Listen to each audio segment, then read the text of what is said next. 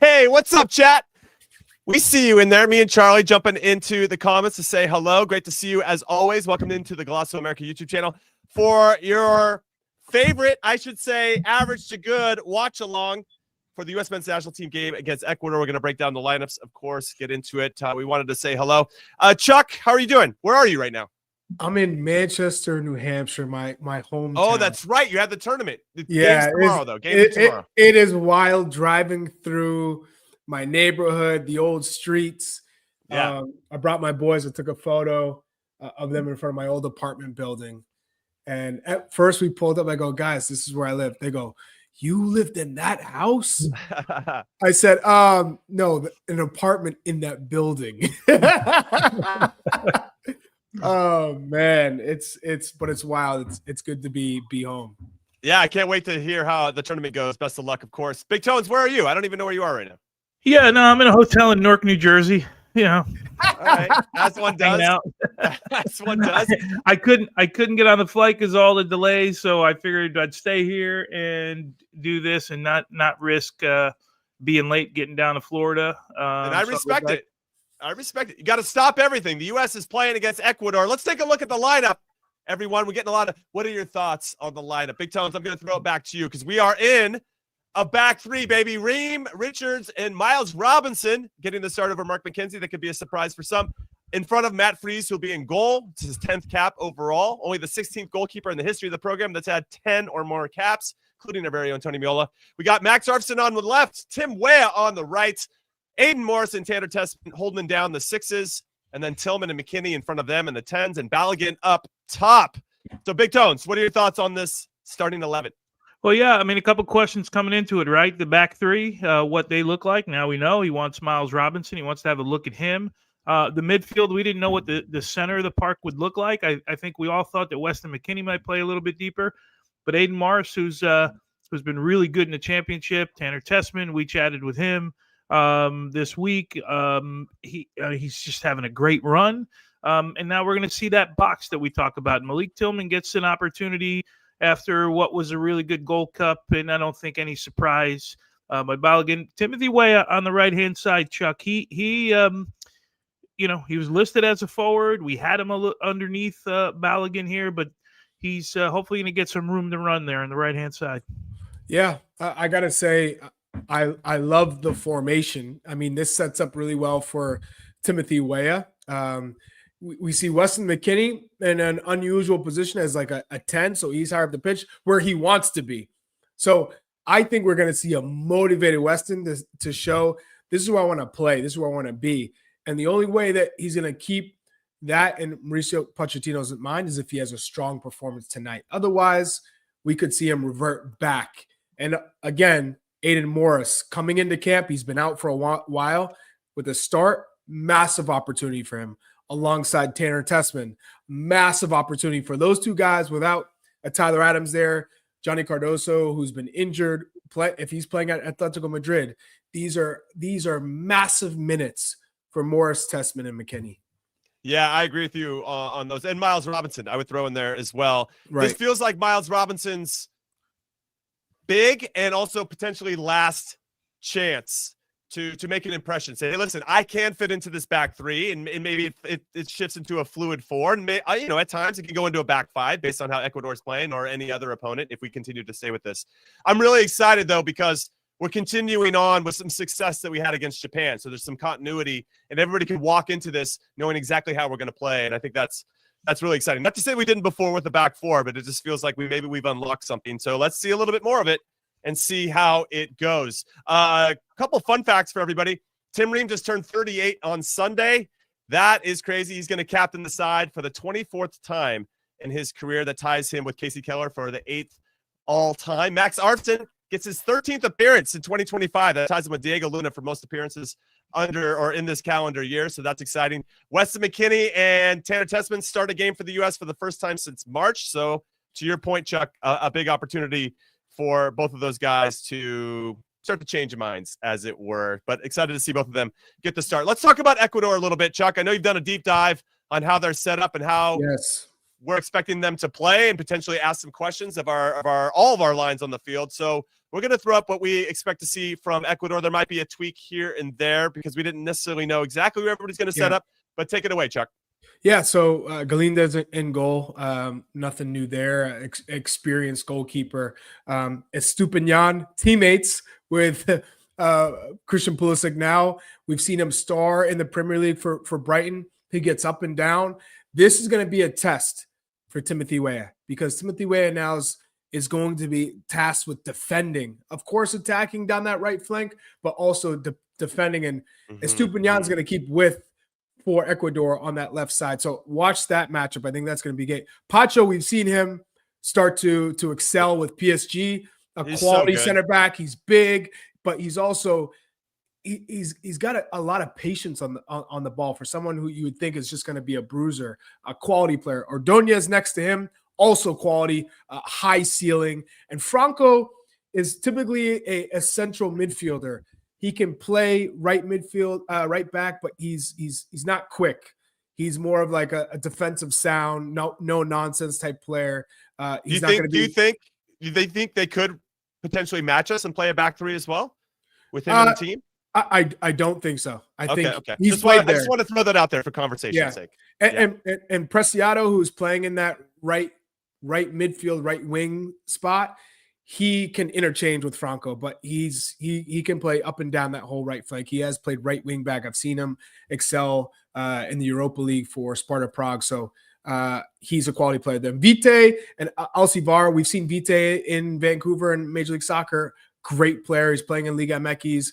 Paez, Chelsea, he's on loan. Quality on the ball. Yaboa, more of a striker, but he's going to be an attacking player for Ecuador tonight. And then Iner Valencia, how many times have we seen under Valencia just guy's a beast, scoring goals in World Cups, constantly running off defenders' back shoulders, great movement, just always a threat. So this is a strong defensive team. This is one of the best defensive sides in international football, period. And they're missing Caicedo and they're missing Hincapié, but they're still well-drilled, organized, and very tough to break down. Okay, so fun fact, Ecuador are unbeaten in their last 11 with 10 clean sheets. 10 clean sheets in their last 11. And that is remarkable. So I guess, Tony, I want to throw it over to you. Where do you think our opportunities are going to come from? Because this is a team that has a clear identity on the defensive side of the ball. Yeah, the one thing that we've not been great at, right, is breaking down teams that sit a little bit lower. And they'll be aggressive. They're very physical. They're very athletic. You mentioned Vite in the midfield and Alcivar. So I'm told, I believe Moises Caicedo picked up a red card in the last qualifier, which means he sits out at the first game of the World Cup. So what I'm told is that this is an interview for those two guys. That gotcha. And what it looks like in game one of the World Cup. So really interesting there. I don't know. Are those the two guys in the middle of the field you attack? I always get concerned just based on sort of the personnel when we don't have space to run in behind, right? Which is going to be precious tonight when we get opportunities to do that. So, yeah, it's going to be. I mean, who's the guy? Is it Malik Tillman that can thread a pass? Is it Tanner Tessman maybe from long distance because we've seen him be able to open up defenses by shooting from distance? Max Darfson, how good is he getting forward? Timothy Weah, when he gets down the wing, okay, if we're going to put crosses in the box, there should be some battles with Weston and with Flo Balogun and, guys crashing. Aiden Moore is really not that guy. So it's going to be interesting to see how we attack them. And if we do have periods on the ball, what we can do with it, because you guys know it's not breaking down lower blocks or teams that sit a little bit deeper is not our strong suit with this group. Yeah, I think what's interesting too, and this was something I thought about when you brought up Pacho, Chuck, is that if you remember the Club World Cup final where Chelsea beat PSG 3-0, Pacho was actually either suspended or hurt for that game. And I thought that was a big loss. He just, his normal presence wasn't there. I mean, the guy has really come along in a short period of time playing for PSG and is, for me, one of the better young center backs in the world. So he's in there locking it down. I know Hincapié is not there, but Pacho might be, for me, more valuable than Hincapié in some ways. Caicedo, of course, is a big loss. But I think ultimately, to your point, Tones, maybe the Vite Alcivar area is where we can have some success. I'm going to put air quotes around success. If we have a box in midfield and we stay true to that box, then in theory we should have a numerical advantage because you'll have McKennie who can drift into different pockets of space. Tillman can stay a little bit more connected to Balogun, and then it's going to be up to Testament, I think, to play more of the 8 and allow Aiden Morris to potentially sit. So how they figure out how they want to create that numerical advantage, and then if someone pinches in, can we find the wide player that should in theory be open? So these decisions, I wouldn't say that's, like, we're looking at the squad. There isn't a real weakness. And of course, if you had to pick one, sure, it's Vite and Alcivar, but they stand tall against the best that South American has to offer. I know. So, it's not like, hey, that's a pushover. They are missing Moises Caicedo, and I can't stress enough what this is a world-class player they're missing. He covers so much ground. He's so important in transition and second balls, in the way that they can break pressure. He's just that type of player. But they still have so much quality around this pitch. And Ener Valencia is another player who he might not be the Mbappe or the Haaland, but in international football, this guy knows how to have success. Yeah. It's this. Basically, picking up what you're putting down, Chuck, is that this is going to be a 0-0 draw. I said 2-1. I know you said 2-1. Do you want to walk that back before the game kicks off? Because we're about to get the kickoff here soon. No, I feel it.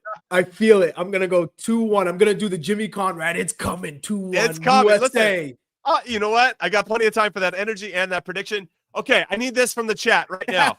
What do you think the score is going to be? And then let us know where you're watching from. We always like to know where everybody's hanging out with us around the country, around the world, whatever it may be. Let us know in the chat right now so we know what's up. But yeah, you can do 2 predictions, one with your head, one with your heart, whatever you want. But also let us know where you are watching from. We very much appreciate that. Big Tones, we both said draw. I had 1-1. What did I? Yeah, I think I picked 1-1 as well. You right? did. No, you did. I gave up the 1-1. I said draw either. You Because just I said think draw. I think You were said crying 0-0, about Tony. You said 2 Yeah. shutouts. No, It's a win for everybody. Goalkeepers get love. I get love. Let's not lie. I said 1-1. I gave it up to Jimmy because he said that he love that. stand not having 1-1. Okay. All right. So let's get to some predictions here. We got Edwin going USA 1-0. Appreciate that. Sam also backs that up. Luke Alberts is 3-1 USA. He's watching from Atlanta. No, from we got Atlanta, someone Georgia. from we got B Huda from South Africa. We got a couple of San Francisco, Sick. Baltimore, Orlando, Seattle, Kansas City, Greensboro. Got a 0-0 draw. PVBC says 3-1 Ecuador. Says my head. 3-0 USA. My heart. I'm watching from Portland, Oregon. 2-2 from Altoona, Pennsylvania. Valerie, what's up? Vince Garcia from San Diego, 2-0 USA. I like it. I like it. Howard, up the Glens, Joe. Joe knows what's up. Aren't you watching from Egypt? Oh, that nice. would be wild. Yeah, that's all right. That's legit. Hey, You're Cam from Denver, the 3-1 USA. I'm seeing a lot of people. I'm seeing a lot of goals in this game. On my wavelength. Yeah, a lot of goals. Do I need to reemphasize some of Ecuador's defensive stats? I don't know if we're going to get more than 2 goals in this game. Hey, I might take a 1-0. I might adjust my score. Okay. I let him walk it back. Yeah, 1-0 US. Instead of 2-1, 1-0. I don't think we're going to concede, and I think we score 1-0. All right. Marty says statement game from the U.S. 4-1. Watching from Kansas City. Me and Big Tones had plenty of time for Kansas City. Me and Josh Wallace. He's from Louisville, Kentucky. 1-0 U.S. Let's go. Louisville. Yeah, PKG. It's 3:30 a.m. in Egypt. This guy's a fiend. He is a diehard for the U.S. men's national team. We love that. Hey, okay, PKG. Let's go. Whoa, Rick Brennan says I made that USA Bruce Liga scarf behind you. That's right. It's from the 2006 World Cup. Hey, shout out to Rick. All right, Rick. I see you. All right, we got some good predictions. Louisville, Kentucky from Doug. Hey, we international on this watch along. I love it. I love it as well. Giovanni says 3-2 Ecuador. Okay, Giovanni.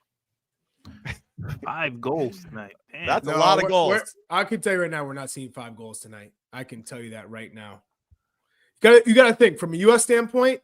No one is trying to miss that bus. No one's trying to miss the trip to a World Cup on home soil, they're going to be a little tight, and especially defensive, because you don't want to make mistakes. So I think you're going to see some players being on the safer side, especially defensively. I gotta defend first.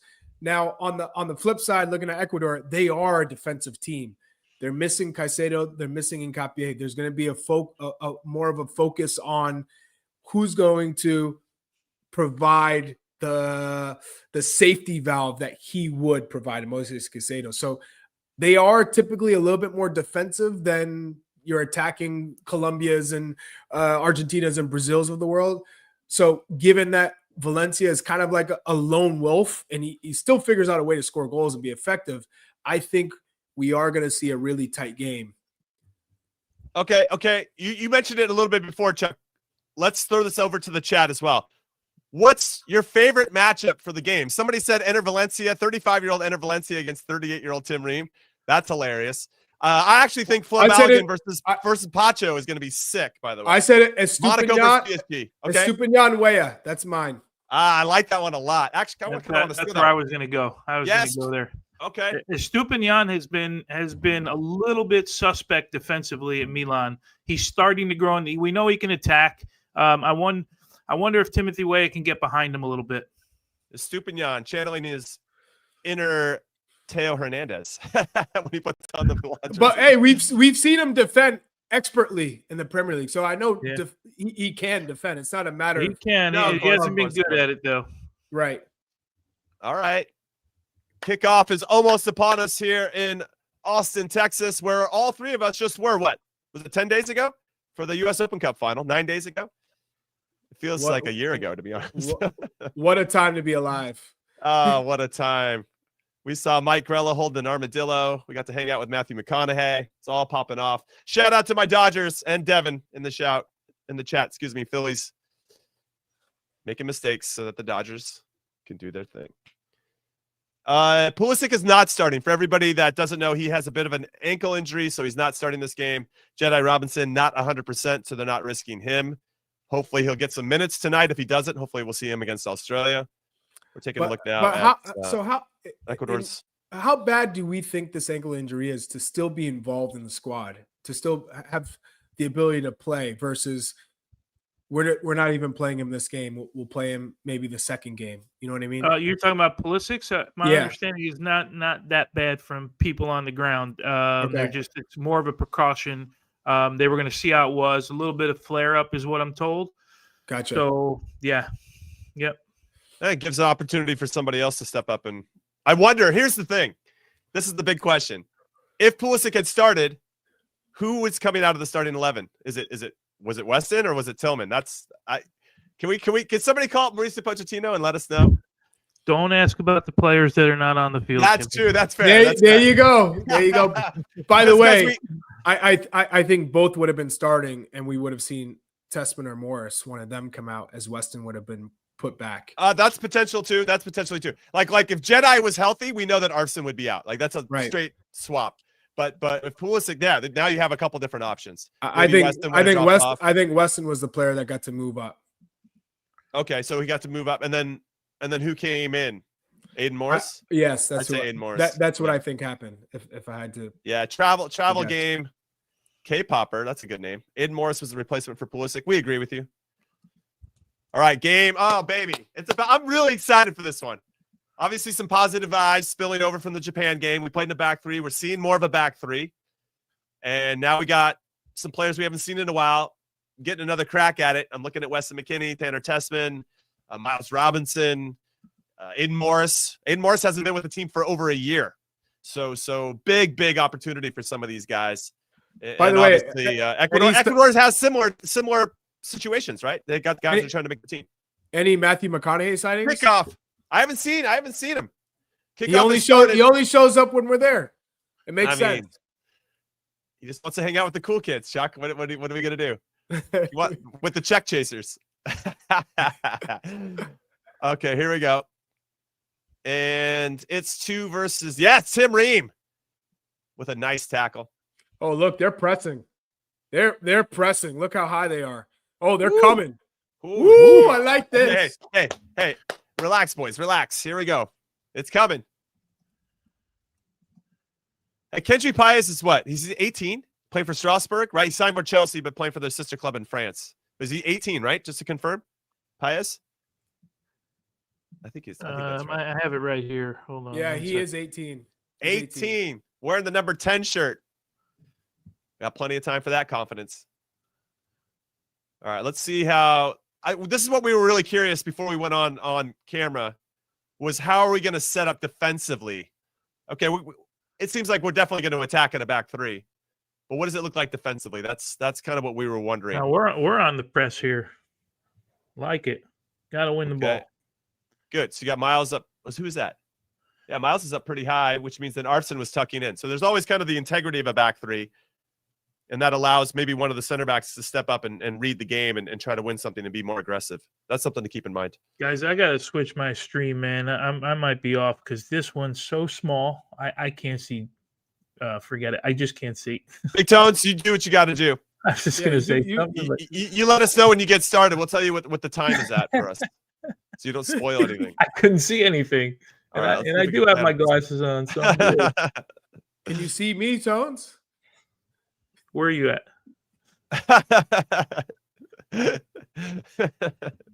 All right. So that's a risky pass. Oh, boy. But we got out of it. Yeah. Ooh.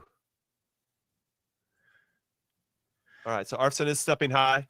Give me a timestamp, Chuck. We're at 217. We're 219, 220. All right, I'm 30 seconds ahead. I'm 30 seconds ahead. Yeah, I'll let you guys. Big Tones is watching in the future. Woo! Oh!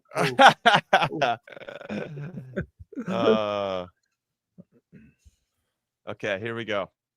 So this will be a good opportunity to see how we are trying to set up. Wow. Okay, so right there.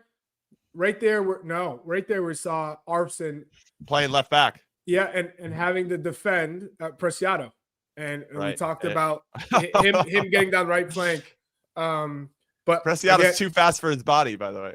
Yeah, but hey, we were lucky not to concede. Yeah, for sure. Tell me when you're at 317. Okay. Oh no, I don't like that that tone. No, All right, corner kick. All right, we're at 315 on here, Tones. All right, we're good now. 317. Yep, there you go. I'm with you now. Thank you. All right, here we go. Corner kick for Ecuador. Getting some early questions asked of our defense and our shape. Here we go. Matt Freeze time. Yeah, we might be behind. Don't spoil anything in the chat. Just hold on to it. Just say big moment. If anybody used to watch my old Twitch streams, Big Mo was the way to go. Big Mo.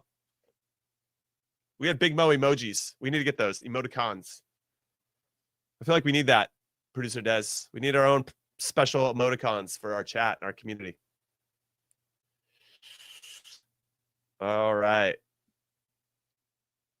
And oh, hell no. Oh my God. Why we He's got an ankle injury. Doesn't seem to be too serious, but didn't start him tonight. Where do we have no one at the penalty spot? Yeah, how is that even possible? We have two guys at the top of the box. Oh, he had the whole. This is no bueno. That's no bueno. Hey, as I say, defending set pieces has nothing to do with talent. It's just desire and a willingness to make a play. That's it. So that's where I get frustrated when we kind of shut off for set pieces. So here you go. Your defender gets the ball blocked out and build up and on the goal line. Yeah. What do you do next? Yeah, just play it long and go try to win a second ball, dude. Unlock. That's what I would do. Stretch it. Oh, we just play it short and lose it right here. Yeah. That feels. I remember being at a game when we lost to Mexico 3-0 in New York. It was pretty early on in Greg Berhalter, and he just wanted to play out of the back all the time. All right, go on. Look at Balogun. Look at change of speed. Go on, son. Go on, Fluff. Hey, got plenty of time for that. Good for you, son. That turn of speed was sick, getting around the corner. Man. I mean, Tillman couldn't get out of his way. Right there. Hey, that's the guy you want to attack. Straight up, all day. Franco, all day. Yeah, you said not the fastest, right? Yep. Whoa, what is that goalkeeper jersey? Sick. It is. Is sick. it? Yeah. It's sick. It looks like he's going out afterwards, straight to the club. Not even taking off his jersey. I'm rocking that. Ooh! Corner, give us another one. Chris Richards scored here against Saudi Arabia, right? When we played in Austin in the Gold Cup. Am I pulling that out of my butt? I think that's right. All right, here we go. Come on. Let's dunk on them. Dunk on them. Back post dunk. Gordo, you're spot on. Gordo in the chat, he knows. He's spot on. Ballo's showing why he's ahead of our other strikers. You got to have a striker who can give you a little something different if you're just playing with one. And that, to me, he has more so than any other player in the pool that plays in that position. All right, looks like we're trying to high press a little bit too. Ecuador, no messing around though. We'll just put it in your half, and then we'll press you, and we'll see what happens. I don't think we were really high pressing. I think we're high up the pitch, but I don't think we're aggressively. We're not aggressively pressing. They're high pressing. They're pressing. And if we can't hold up the ball, it's going to be a long night. We got to. There's your first battle with Pacho and Balogun there. Yeah. Yeah. John says we need a Joe Scally golf cart emote. Oh man, that would be kind of funny though. We got a big Mo coming up. There's because people are ahead of us. All right, let's look to see what it is. We got a big what? You said moment? Yeah. So instead of saying big moment, we just say big Mo. It's a little bit faster. Big Mo. So we got Big Mo. So for everybody that's ahead of us in the chat, don't spoil it. Just say Big Mo, and then we'll be. All right. We'll be ready. Now I'm expecting a big Mo here. Well, there better be a Big Mo. Oh, in the pocket. Good layoff. Another one. Play him again. Hey! Get in, Flo. More like a big flow, baby. Okay. Big flow. Yeah, that's a big flow right there. Yeah, that is. We need a big flow emote. Touch, tiki taka right there. Hey, love it. Turn, run. Love it. Tillman and Balo working like that. Okay, let's go. I got time for that. I need more of that. Balo came to play tonight. Yeah, Balo came to play. Bam, and give it to him. I love that pass. Good weighted pass from Tillman. Good hit to that far post. That's a good save, man. Good save. Hey, I love that though. Hey, mark that down, Chuck. We got to bring it up in the post-game show. I marked it down. Trust me, I started. Boop, boop. By the way, when he saw Pacho coming over, he said, "I'm taking a shot." I'm not taking a tackle from that big ass dude. I love that. Yeah, more combination play between Balogun and Tillman, please. So at the moment, we just saw what we were thinking we were going to see, right? Hey, that's a foul, bro. No, it's not a foul. We saw the four in the back.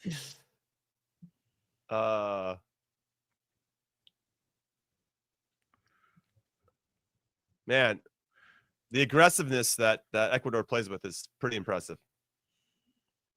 You see how fast they close Balogun? Yeah, Weston's spending his time during the press in the same line as Balogun here. Yeah. Okay, good. That's good.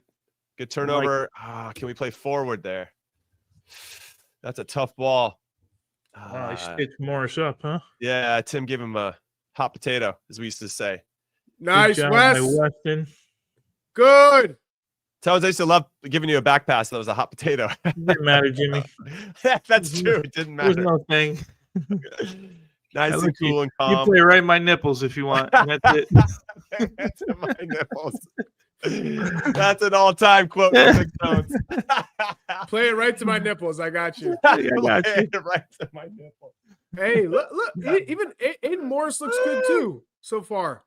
Why does that surprise you though? He's had a good year, man. He should be confident. If he's going to be confident at any time in his career, it's right now. Yeah, agreed. He was man of the match 3 of the first 4 weeks of the season. And I think before last week's game, we were talking about it. I didn't check, but he was in the top 5 highest rated players in the entire league. Yeah.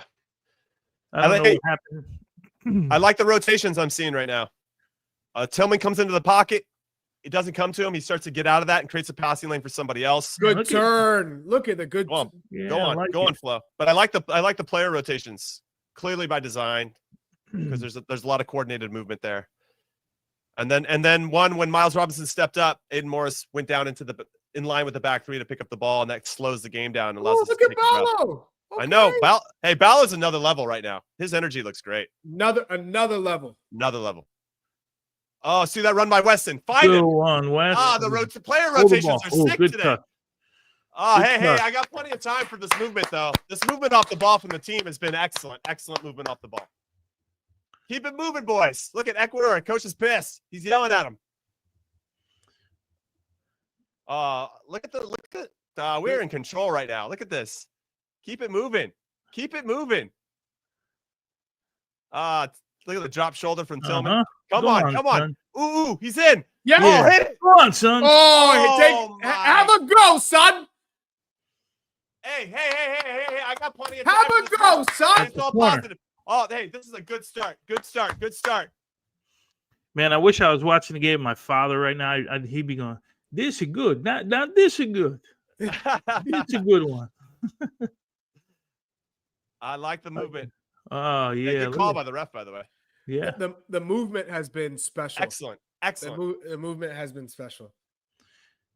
They all look like they're on the same page, which is really positive. Yeah. And to go back to what Tony was talking about in terms of if Aiden isn't confident now, then he's never going to be confident. But you could look at every guy, Tessman being such an important part of his team. You know, Weah has thrived at Marseille under De Zerbi. McKennie is coming in with a point to prove. Arfson coming off his best camp with the national team.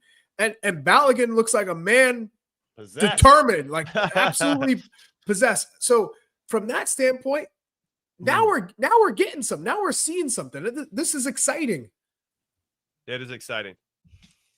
It's kind of I think what we expected from Pochettino when he took over, right? Like this is the type of team that we would see. Obviously, can't rush a masterpiece, so it's clearly taken him some time to get the team where he wants. But it feels like he's really put his stamp on things now, and it's promising and exciting and positive. You know, one thing you got to say about him, the message hasn't changed, right? The message has always been, hey, you got to bleed the jersey, babe, basically, right? And he's not going to beg guys to be here. You got to want to be here. And I know people got mad at that comment, but he is stuck to it.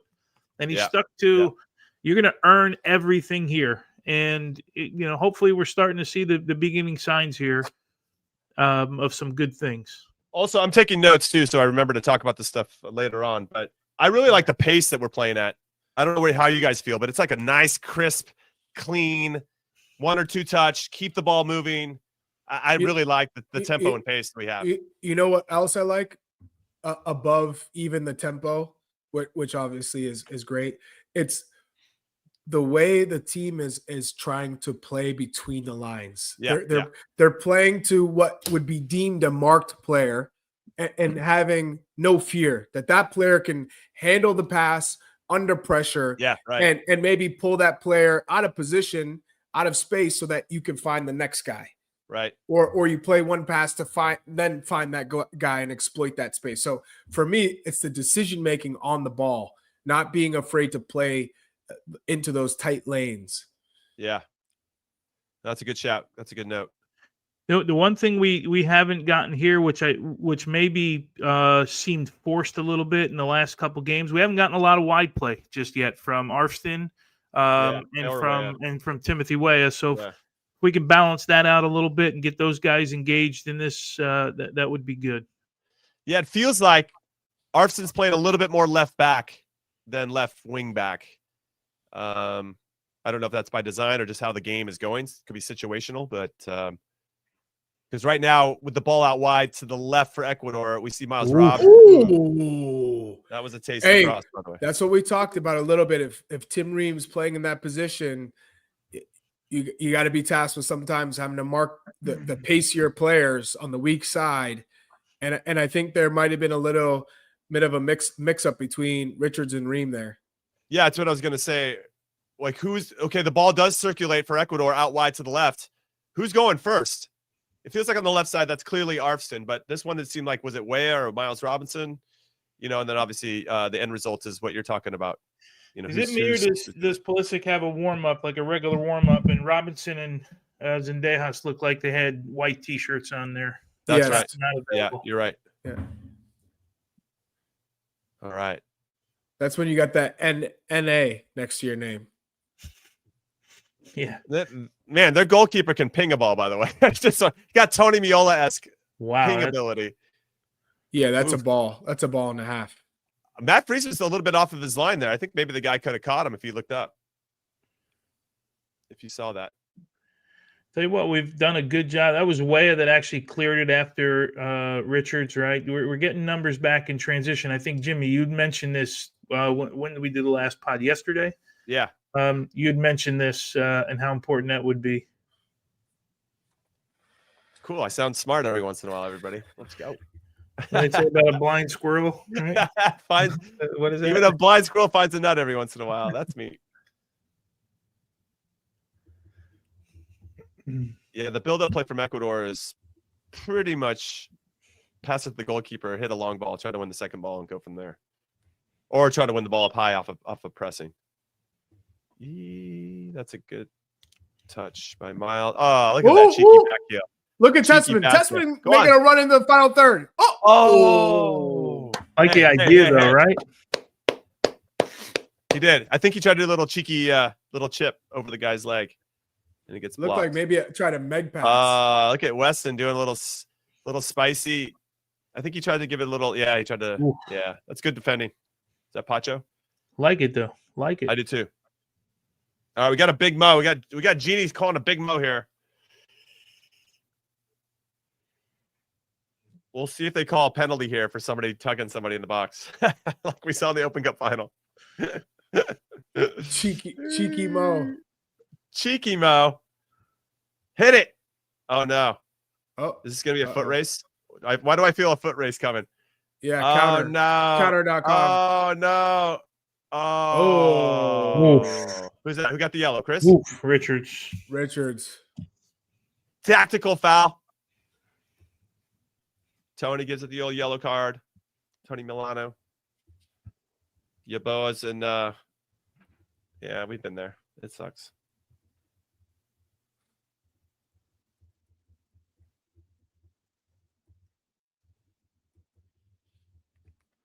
So far. Oh, that was Who missed that first tackle? Was it Arston that missed the first tackle? No, Morris. Morris? Yeah. But Richards is the one that got the yellow. They probably should have both gotten a yellow. Yeah.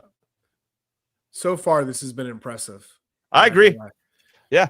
This is against the opponent. We should let everybody know that has been tremendous in World Cup qualifying in South America, in case you didn't hear our preview pod. They only gave up 5 goals in World Cup qualifying through 18 games, and they have to play against Argentina twice, Brazil twice, Colombia twice. I mean, it's ridiculous to only give up 5 goals in 18 games. They're unbeaten in their last 11, have 10 clean sheets in their last 11, and they're going to be an opponent at the World Cup next summer that nobody's going to want to face. And for the first 20 minutes of this game, it's I've been really impressed with how we performed. All right, here we go. Free kick for Ecuador. The 38-year-old Tim Ream with the clearance. Getting up. Good old Ream getting up, clearing it out. Like a marlin jumping out of the ocean. Like a trout jumping out of that river, that cold Colorado River. What the hell are you talking about? It's a watch along, Tones. We can say whatever we want. All right. All right. So chat, this is for the chat. You guys don't have to answer because I want to hear what the chat has to say. Yeah. What's your grade for the first 20 minutes? A through F. What are we saying with the U.S.'s performance right now? I would say A minus because I would say anything under a B and you're a hater. If you're under a B, you're a hater. Honestly. I think you need a goal to get like a solid A. You needed a goal, but everything else has been excellent. Like A minus is a little high for I think Jimmy. I think B plus. Okay, probably, B plus. Right? B plus. Got some B pluses. It's a Tom Goalie show. Agrees with you. B plus. Poker Man. B plus. Good. Nice Mo. Big Mo. We got Big Mo coming. Oh, Big Mo. Oh, there's a lot of Big Mo's in the chat. Hopefully it's for us. And Okay, we're good. How far is everybody in advance of us? Seems like 30 seconds. Keep the ball moving. I think I Keep it have, moving. I think I have my team. Ooh. I think I have my 1v1 team knocking on flow. my door. 1v1 flow. 1v1. Cut him. Work your magic. Work Yes, it. keep going. Ooh. Oh! Well, Malo came to play tonight. Yo, he looks really sharp, super crisp in his movement and his decision making when he gets in these situations. That defender doesn't want any part of him. Keep pushing. He maybe could have got a little more too. Well, that's the weakness is Franco and Alcivar having to cover that space. Yeah. So if you can get in behind with a dynamic movement, but the 1v1, which I love that Balogun's not afraid to take his players one-on-one, create his own shot. Woof. So he's on fire so far. The only thing he's missing is a goal. Yeah, that's with Tim Ream's passing range as well, right? If Ecuador is going to step up and press hard, that should open up that space for him to run into that channel between the outside back and the center back, which is what he did, and got isolated 1v1. Amazing. More of that, please. Yep. Right. A rare possession for Ecuador in their attacking half. And we managed it. Yeah, I mean, if you're one of the guys that's on the bubble watching these other guys play and play well, you're like, shit. Like, oh man, no. The team looks really calm and on the ball. You know, no nerves. Yeah. Let's see. Look at that first touch. Look at that first touch from Freese. Although that's a low percentage ball down the middle to Balogun in the air. But I'd rather that line drive like that than playing it back out left when you got pressure. Yeah. That's from a keeper. Yeah, he actually hit a good line drive though, man. Yeah, he did. He didn't lift it in the air and. I see a bad Mo from Sam H. That's not good. No. I see Big Mo's. Maybe you spelled it wrong. Big Mo. I don't like the see Mo bad thing. Mo. I'm not a big Mo fan. See, yeah. Okay, here we go. Oh, double flicks. We're in a double flick. Yeah, and then that entry pass splits. Oof. Oh no! Yeah. Oh, what a touch! Oh no! No! Oh!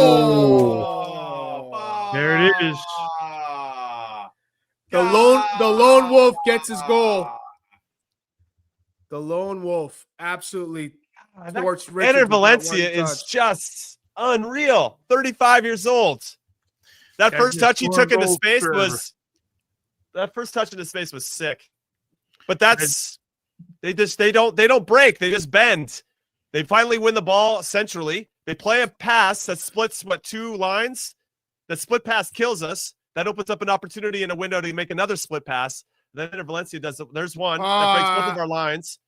And then Enter Valencia's maybe Chris dropped a little bit too much there. I don't know if he needed to drop. Well, to go back, think Tim Ream. He wasn't high. He was kind of caught in the middle. Yeah. Would you rather have Tim Ream go or drop and therefore he'd be leveled to cut off that inside touch? No? Man. No, he maybe should have. I don't know. He got caught in the middle. Yeah, it's hard because Tim Ream has to address the fact that our defensive mids got split. And so now he has to. Guy does a good job of getting the ball off his feet. That sucks.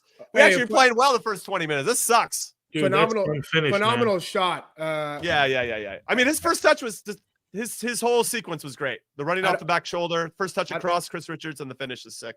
Do you think the keeper had any chance to get there, Tony, or is that's not happening? No, it's tough. Yeah, going across his body like that.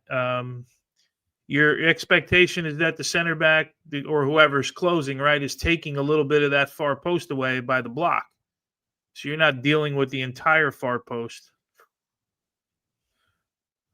Yeah, if anybody's watching with us, we are at the 26-12 mark. If you want to pause it, 26-15, 16, 17. Or if you like watching the game in the future, you can do that too. Just let us know when Big Mo's are coming. All right. Now, listen. When you're down a goal, you get to really kind of see a little bit more of the character of your team. How are we solving problems? Who's going to step up and be a leader? Who's going to hold each other accountable? Ooh. So I'm very curious to see how that goes for our squad in particular. Where are you at? What are you at now? We're 26-47. 50, 51, 26, 53. I think I'm with Tony here. All right, I'm. What do wait? Did I miss something? What are you with Antonio, Chuck? I had the chance off the corner kick, and then I just hit the 15 seconds forward. So,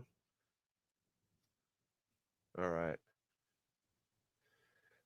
But yeah, how are we going to get a grip of the game now that we've lost a little bit of momentum?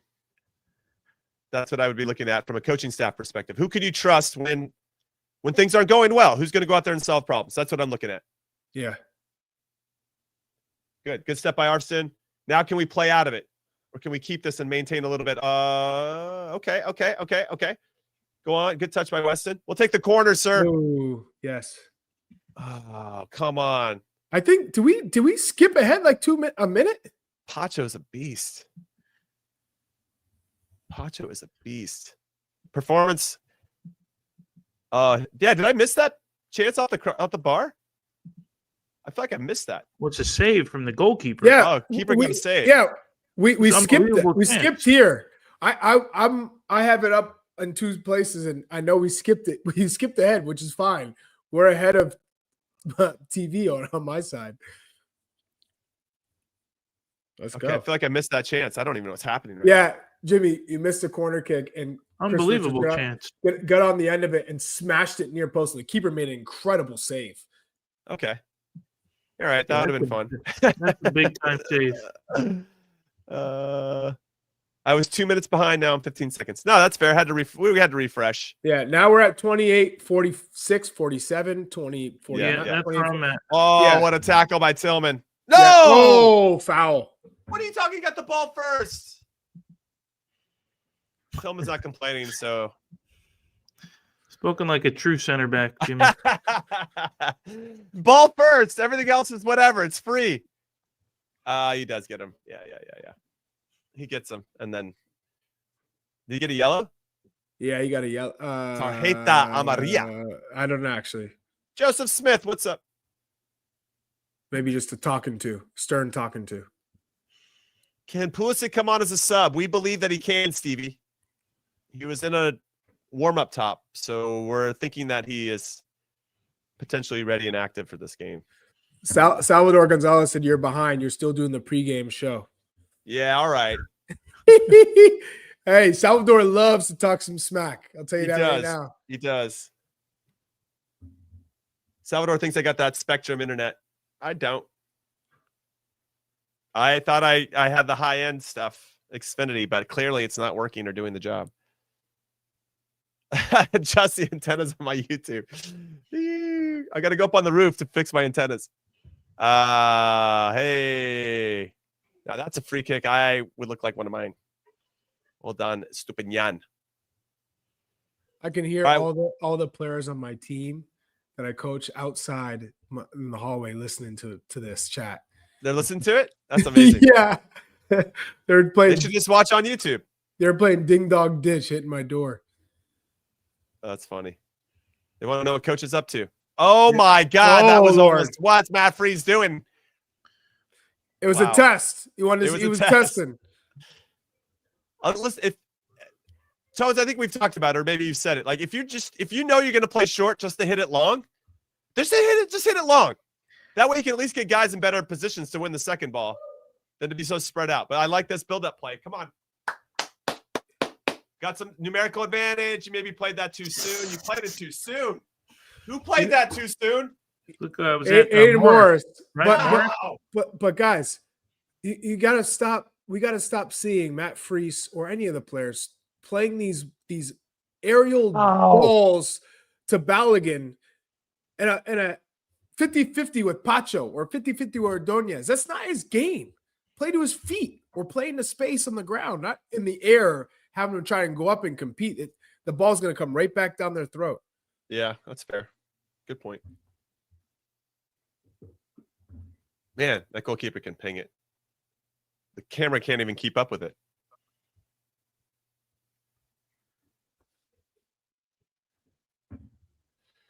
All right, we got 15 minutes left. I guess everybody's great. We went from an A in the first 20 minutes. Now 10 minutes later, we're like, nah. Yeah, but this is ebbs and flows in games, right? Yeah, of course. This happens in games. The other team makes an adjustment. Now you got to make an adjustment. Right.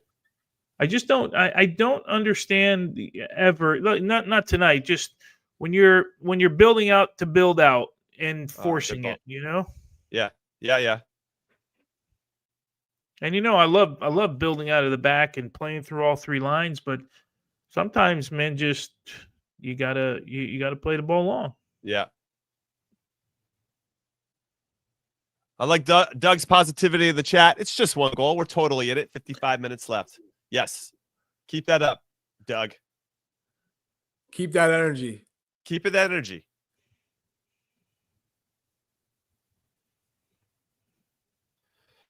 Still marveling at that Ecuador goal. Just so clinical.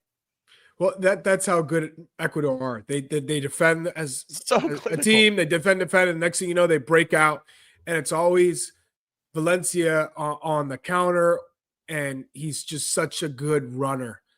Lone wolf. Oh, let's go! Get a shot!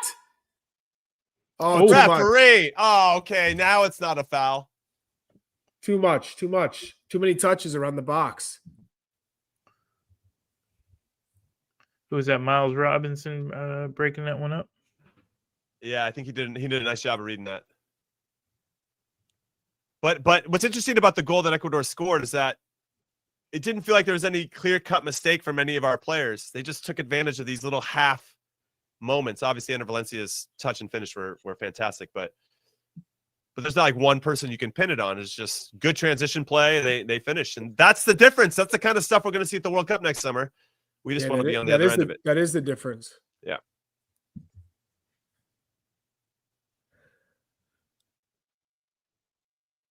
No foul. What's happening? Like, I need answers.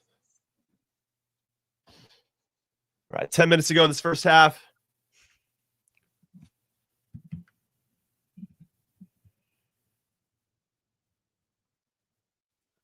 Stupinian down with an ankle injury. Looks like he. Oh, just a little tweak out to the outside of his left. He tweaked it a little bit. I think he walked that one off. Walk it off. I see what Sam H is saying on the goal is bad transition defense, and that it's on the team. And it might not be bad, but if you're a half second late in those plays, they make a difference. And once Valencia's one-on-one with Chris Richards, I don't care what center back we have in that situation, it's going to be difficult because he is very good at one, the angles of his run, but two, we saw that first touch.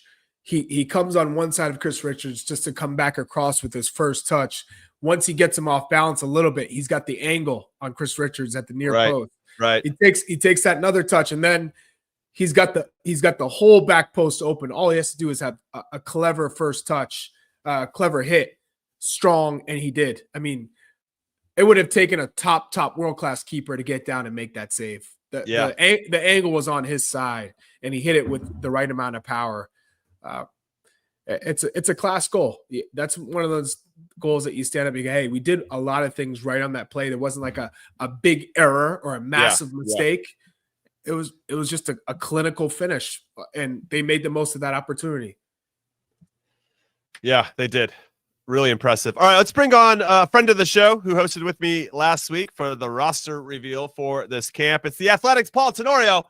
Welcome into the show, Paul. Hey, Paulie. What's up, you know what? fellas? We made you wait for 5 minutes. I'm ahead of you guys, so prepare. Keep your eye on the game. Okay, all right. Okay, all right. I like that.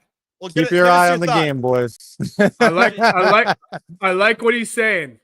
All right, Paul, you're there in Austin. What are you seeing? Oh, what a save. No, I look. Yeah, that was. Is that it? Is that what you're talking about, or is there something else? I don't know. He froze up. He had enough of us. He's frozen. He froze up. He made me think there's some Dave.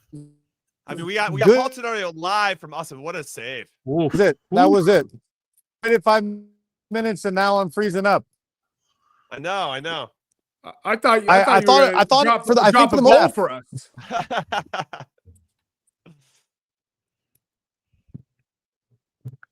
Paul, Maybe. Paul, what have you liked so far? No, I mean honestly, guys, I think it's been in some places like a really good first half for the U.S. I thought they were in points of this game in control in the first half, and the goal is just there's a couple things. Like I think Aiden Moore is trying to jump that passing lane, getting there a little late, allowed that ball to go through. It's a risk. It's a moment of risk, but it's not a huge mistake. He's trying to make a play there, and it was just so clever from Ender Valencia to hide over Chris Richards' shoulder, and then the touch coming towards the ball that took him away, and Chris was spinning at that moment, and just a class finish to the far post. So I think for the most part, it's just a great goal, and you have to give credit where it's due, but I don't think it's been a bad half for the U.S. by any stretch.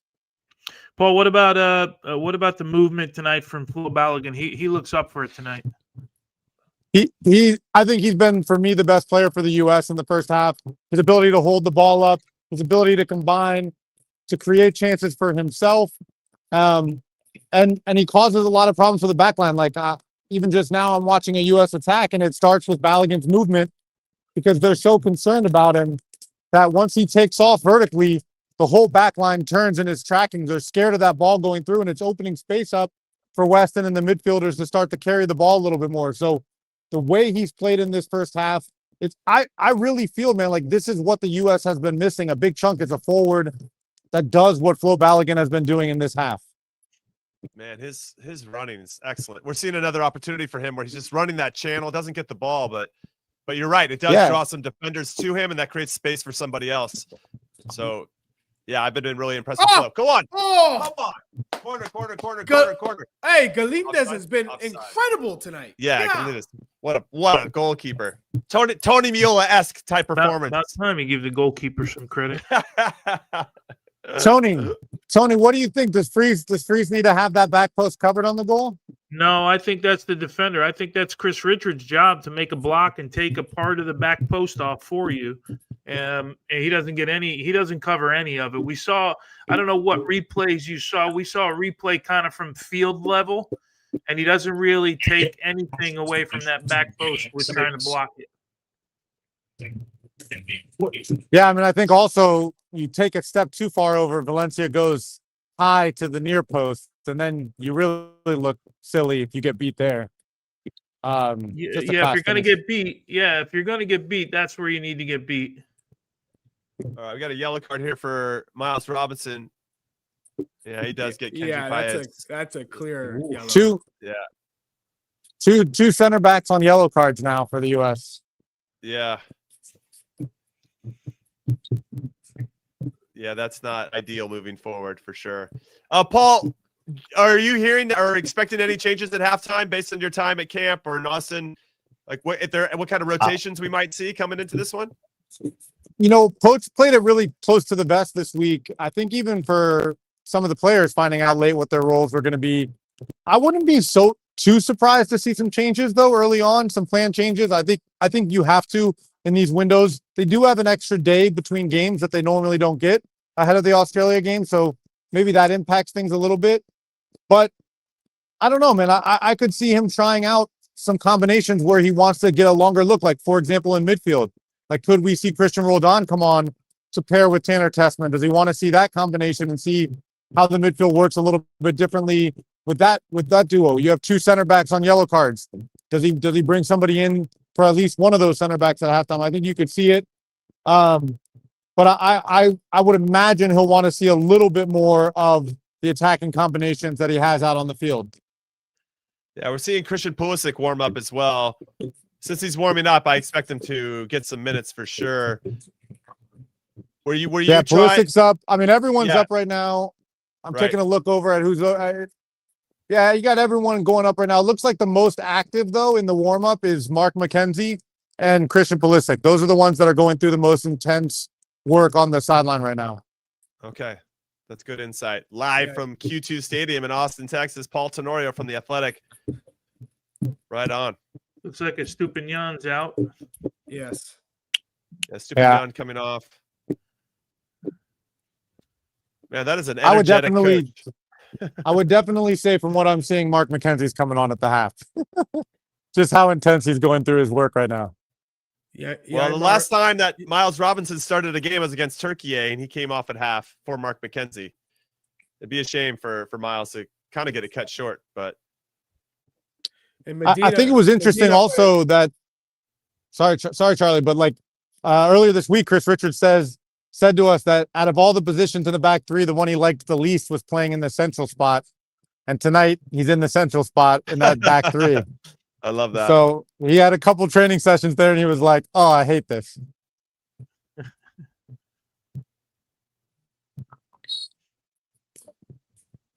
All right.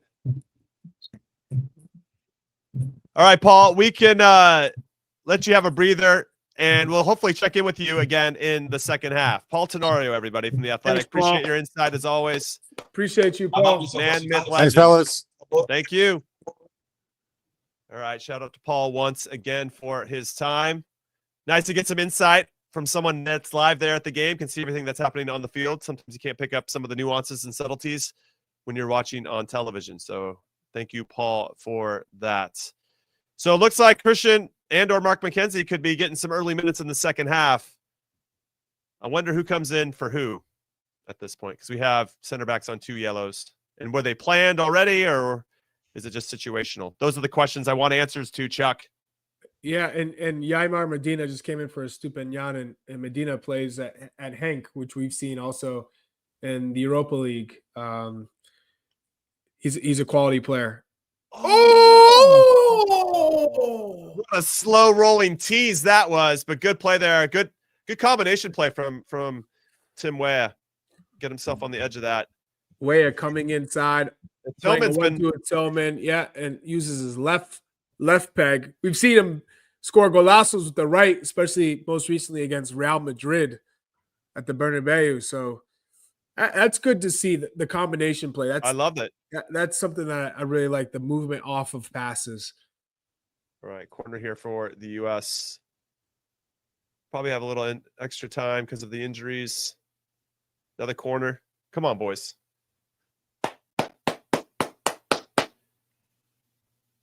David says Roldan would be an interesting swap, but too early, not fair to current guys getting their chemistry going. Yeah, I think you could say that about a few of the combinations on the field. Malik Tillman, if we're having any good combination play, Malik Tillman seems to be in the middle of it. That's been nice to see.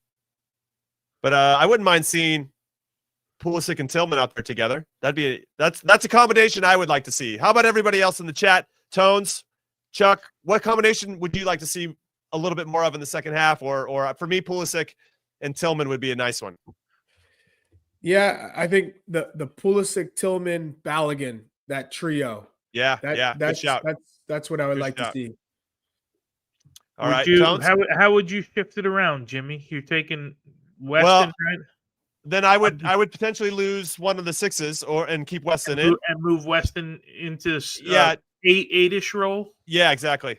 Yeah, okay. I mean, we're down a goal, so we don't necessarily need 2 holding midfielders. Right. But if your build out or the way that you've been playing, you have any kind of passing patterns or movements that are based on having 2 6s, then that could impact who you sub, and maybe Weston would be the one sacrificed. But yeah, but I could lose. You could lose Aiden, keep Tessman in. Here, come on. Ooh. Oh! And we're creating. We're like, I feel like we've been consistently creating chances, or at least getting in good areas where we're threatening against a very good defensive team, which is really promising. Timothy Way is starting to grow into this a little bit here, right? Yeah. Last 10, 12 minutes of this first half. I don't know that we've had. I don't know that we've had anyone that's had, just looking through, a bad performance in the first half. And obviously we get caught on a counter. You got to deal with that, right? Just a couple players, but I don't know that would you guys call a bad performance out of anybody? No, I agree with you. Good ball. Bad's a strong word. Yes. Keep it going. Oh, it's so unlucky. Maybe a couple that you just aren't as involved as we'd like them to be, right? Yeah. It was probably a better way to put it. Not bad. I mean, you're right. That is strong. I would say, in terms of Weston, I think I'd like to see him deeper. And Picking up somebody the a ball. little bit more creative in that role. So that might be Christian doing this now. And Yeah. I could see that for sure. Like, I feel like Aiden Morris and Tessman are kind of redundancies. Like one of them, not both of them. Yeah. I've told you guys, I never really see Weston in this position, that higher position. I just feel like he's go on. What a ball. Come on. Good Run first touch. Come on, Second. Flo. Yeah. Oh. Lay it off. Pass. Finished it. Oh. God. Dios mío, man. What a ball by Weston, though. Right when you're talking about how you don't like to see him in that spot, Tones. Well, no, he plays an absolute dime. He plays it from deeper. That's where I want to see him. Yeah, he's playing it from that's the true. deep Okay, spot. fair. Yeah, that's where I want to see him. Oh, the deflection. Oh, did he hit Weah with that, huh? It deflected off Timothy. Oh, man. Like, I think Weston is more effective when he's coming late in the box. Yeah. I second that. That's a really good job again by Balogun. He's been the best player for us. Undoubtedly. Halftime. All right, that's halftime. Woo! What a first half. Lots to talk about, lots to get into. We are going to take a 2-minute break because Chuck's got to go say hi to his adoring fans outside. Jim, you're going to throw it to the studio? We're throwing to the slate right now. Don't go anywhere. We'll be back in 2 minutes.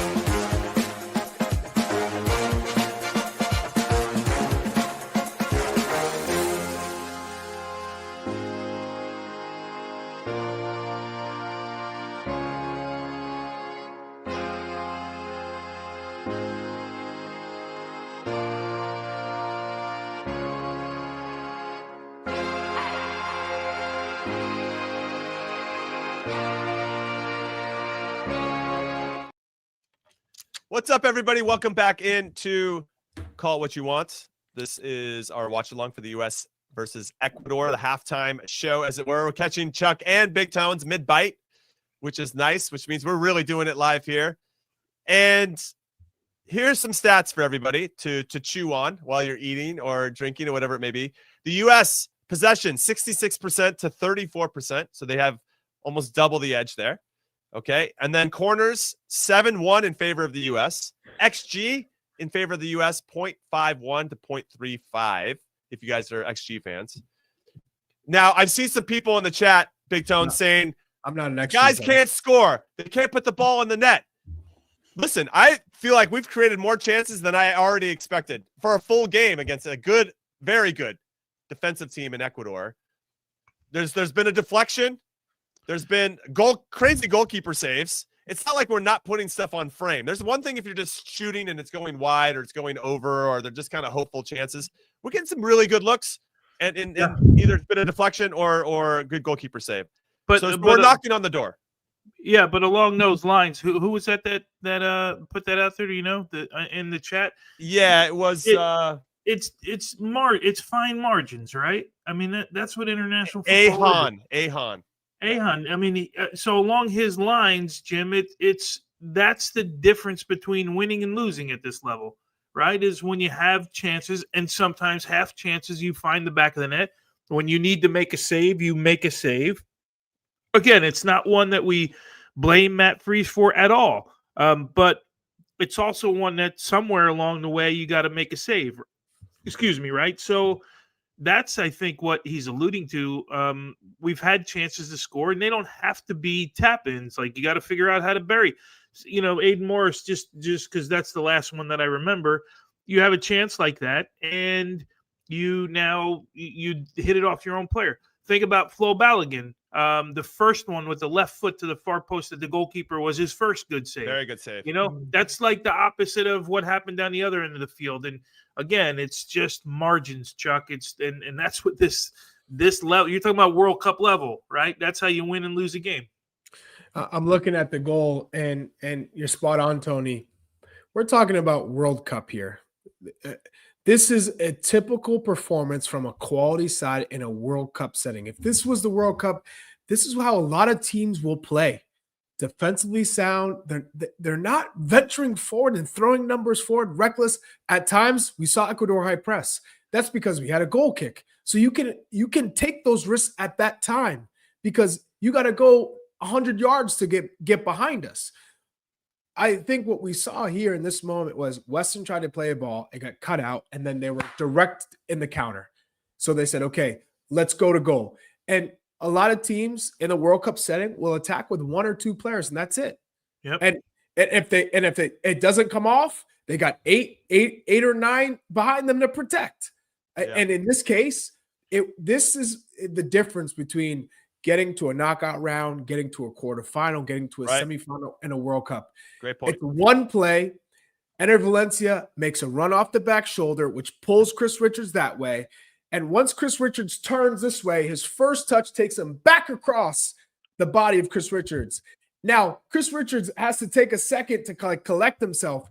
And in that second, that is the difference because Enter Valencia was able to get the head of steam he needed, the next touch out in front of him, and he had his perfect angle for the low far post. Now, would I ever blame Matt Freese for not making that save? No. But I will say, if the U.S. wants to go to that next round that we can't eventually get to, whoever's playing goal has to make that save. Mm-hmm. That's the type of save you have to make because that wasn't a world-class finish that no keeper can touch. It's a savable ball if you are at your best in anticipating, pushing off, and with the right wingspan and the right outstretched arm. You can make that save. It is savable. But if it's not, if the slightest thing is off, that's in the back of the net. It's a quality finish from Valencia and something that we've seen over and over again in whether it's English Premier League, whether it's in World Cups. He's just a quality player, and it showed. He's 35 years old, but he knows how to find success at this level. And that's a perfect example of someone who doesn't have the biggest name in the world, but on the world stage gets the job done. Chuck sucking up all the oxygen over here, Big Town. So we have any? Hey, I'm cooking. I'm feeling it. Look, I'm in the kitchen right here. Hey, get the chef hat on. We need an apron and a chef hat because Charlie is cooking right now. Absolutely cooking. Man, I can't even breathe right now. Chuck's taking all the oxygen. Unbelievable. No, you're right though, Chuck. That's something we've said on the show for a long time. And if you're going to win anything of consequence, you most likely had a hot goalkeeper that got you there and making the key saves, the timely saves in between the sticks in the big moments. And yes, it'd be That's one we would hope. Or you're making whoever a our block, goalkeepers. Jimmy. Or you're making a That's block. true. That's true. Right? Richards, or you're breaking the play up Exactly. at midfield. Like Exactly it's all those right. little Exactly right. things, you know? Yeah, you're right. You're right. And that's a good shout. Travel Gamer says the same. Richard should have done better too. I mean, he should have done better. I actually don't think he should have, from a center back perspective. He dropped off pretty early, and that allowed Ender Valencia the space to take that big first touch. Had he maybe had different body shape, maybe he would have handled that a little bit of a different way. But fair play to Ecuador. They did a nice job in transition. So what are you doing? What is Chuck doing right now? What the hell are you doing? I'm cooking. What are you... Wait, Chuck. If you do you have a dish? Do you have like a dish that you like a signature dish that you make at home or? Yes. Okay. What's everybody's signature dish? Let us know in the chat right now. I want to get everybody's signature dish. Chuck, you start. Okay, I'm gonna go with spaghetti. Ooh, keeping it simple. I am not a cook. I'm Wow. not a chef. I can't do it. It's just I got my guy in there, master of the obvious. I'm making hot pockets. Hey, got plenty of time for hot pockets. Hey, I got my chicken vindaloo from Trader Joe's. Put that in the mic. I'm good to Pancakes. go. You know what I mean? Yeah. Pancakes. All right. What else we Baking got? cookies. Yeah. I'm a great baker. You're a good baker. I am Okay, a great baker. Okay. All right. Pollo Caribe. I like that, Gretchen. How about you? Yeah, Tones. Yeah, Tone, I feel like you're a Tones, chef. you've seen some things. You've been I'm around. a- What's your dish? I'm a griller, man. I sit in front of the grill and a Ooh, Blackstone. okay. So even if you want, I can go from breakfast on the Blackstone in like 5 minutes with pancakes, a little bit of sausage, some bacon. You got the egg, green egg? whatever you want, bro. Yeah, you want? Yeah, how do you want them? Sunny side up? What do you Yeah. want? Doesn't matter. You just tell me. And then on the grill, burger, steaks. Like I'm the grill master. Wow, I almost want to invite some of our community over to make us some dinner. Tofu stir fry. Got time for that, Derek? Tortellini chicken Alfredo. That sounds good. Oh, what about jambalaya? I'm always down Jambalaya. for jambalaya. Paella on the grill is Yeah, paella is something top. special. Yeah, pupusas. Paella like that. is tough to master though. Chilaquiles. I like that too. Salvador coming in hot. All right, let's get into the U.S. men's national team. We passing got to now. do one of these live. Sorry, like with fans. Just everybody sitting on the couch chatting, man. That'd be great. That'd be fun. We should maybe do that in person around a U.S. men's national team game in the future. That would be a lot of fun. Well, what All right, the let's- thing I was talking about live with people on the couch, like all of us. Oh, that would be cool. I'd like that. What a great idea you got, That's Jimmy. Good Hey, idea. hey, Tones, phenomenal idea. Phenomenal idea. I like that. Where? Hey, we Tones? should do it. We should get on the couch though, Tones, for real. I mean, throw a dart at the U.S. map, and let's just wherever it lands, that's where we go, man. Yeah, I feel like Jersey's the place, Tones. Carney. Oh, okay, we can do that. Let's do do it. Jersey. Let's do it. All right, back to the game. Let's get into the U.S. men's national team passing map because I kind of want to see, obviously, the thicker the lines, the more passes that were happening between these players. So you see a lot from Miles to Tim, a lot from Tim Ream to Chris Richards. I actually like the one between Tim Weah and Wesley McKennie seems a little bit stronger. That's that Juve connection. Yeah. And then Balogun's getting a lot of different looks from different people, which is nice too. It's a real thick line from Ream Tillman to as the Richards. highest guy. No, is We got- Tillman wearing? Yeah, Tillman's you're right. Tillman 17, would be the right? high 17. That's right. Yeah. Yeah, he is 17. Yeah. Yeah, it's interesting where he's picking up the ball.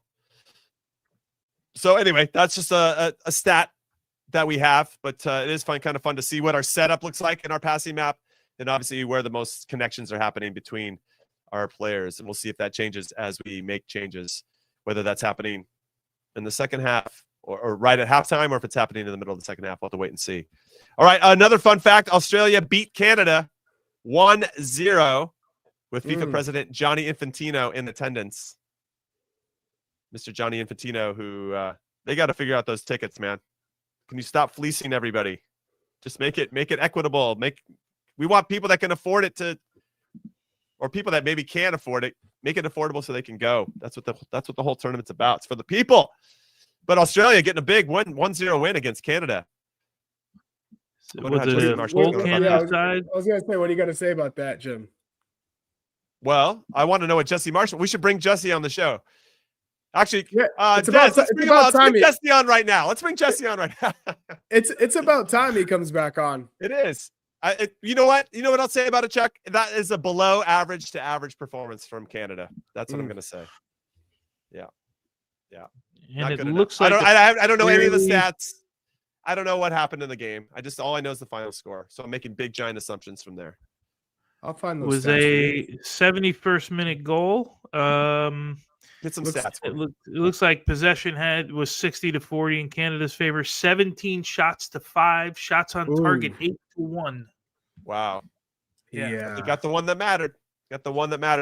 Thomas asks, "Are we even friends with Jesse anymore?" Of course we are. Yeah. We like to bust his balls as much as possible.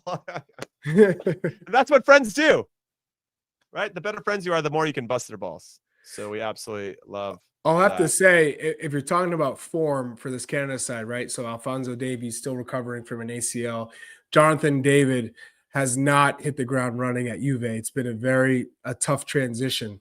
And if you're taking club form and international form, as far as that team goes, he's so important to the makeup of that team, getting on the end of things, creating things. And if he's not where he needs to be, this team is going to suffer. And you're missing two of your best players right there. And Kone, it looks like Kone had a good game. But again, international football. Australia had 1 shot on target, 1 goal, and they win 1-0. That's the difference at a World Cup. No, you're right. That's a good point. We got a fun question in the chat here from Travel Gamer. He says, "What was your first impression of Jesse?" My first ever impression of Jesse was when he was a player, and the guy would not stop yapping on the field. Man, just yapping, either yelling at his teammates or yelling at the ref, or if you said something, he'd be talking trash to you. I was like, man, this guy does not stop talking. He talked a lot of shit. He did. He was a shit talker. That's plain and simple. That's what he was. That's what got him fired up. That's what got him going. Yeah. I think he felt like he played better if he was locked in that particular way. But it's funny now that he's a coach because he still has elements of that. And there were he can't compete anymore. There are a number of players like that. Like Dom Dwyer was like that. Don't you think Dima Kovalenko was like that? Dima Kovalenko. Dima was like yapped a lot. Who else was a yapper? Taylor Twellman would yap a lot. Taylor Twellman hated Nick Garcia with a passion. He's like, he'd be standing next to Nick. He'd be like, "What's wrong with this guy?" I'm like, I don't know. And Nick would be laughing, like poking him in areas that he shouldn't be poking him. It's great. We have way too many stories that we probably shouldn't share in public. Anyway, Twellman was a yapper. Who else? Jesse, Dima.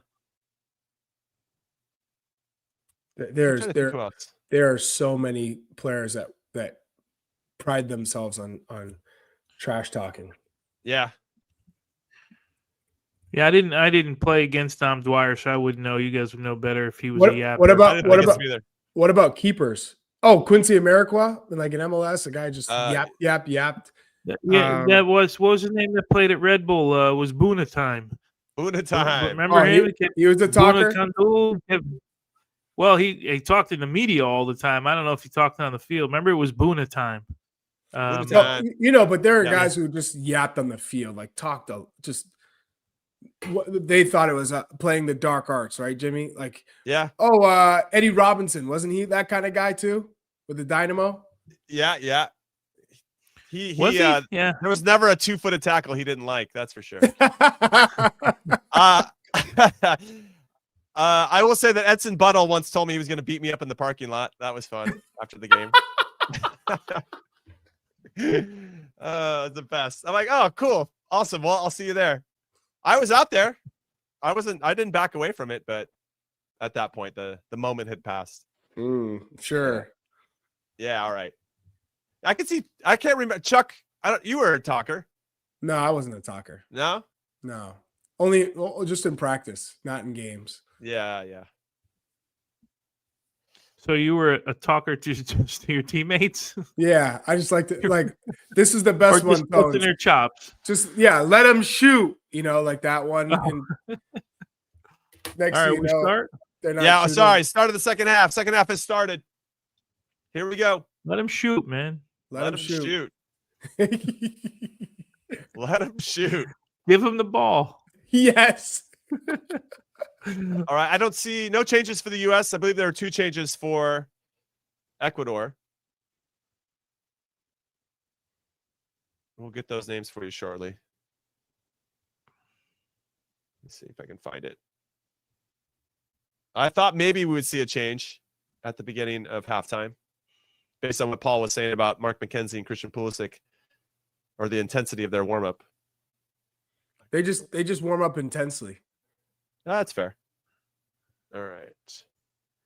Tessman has been good with his passes. He's always found the right player and has connected those passes. All right. So Nielsen and Gulo comes in for John Yeboah. Yeah, Yeboah wasn't very active in that first half. Yeah, and Gulo is 22 years old, plays for Anderlecht in He's a Belgium. left-sided player, right, Angulo? Yeah. And then Kevin Rodriguez comes in for Kendry Paez. And Kevin Rodriguez plays for Union Saint-Gillois in Belgium. He's 25 years old. He just got fouled there. Yep.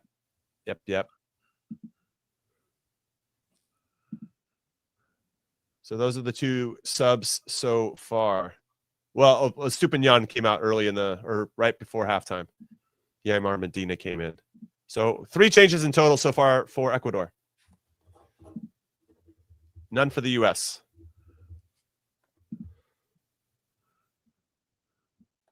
All right. Can we manage this? Set pieces. Set pieces are going to be key.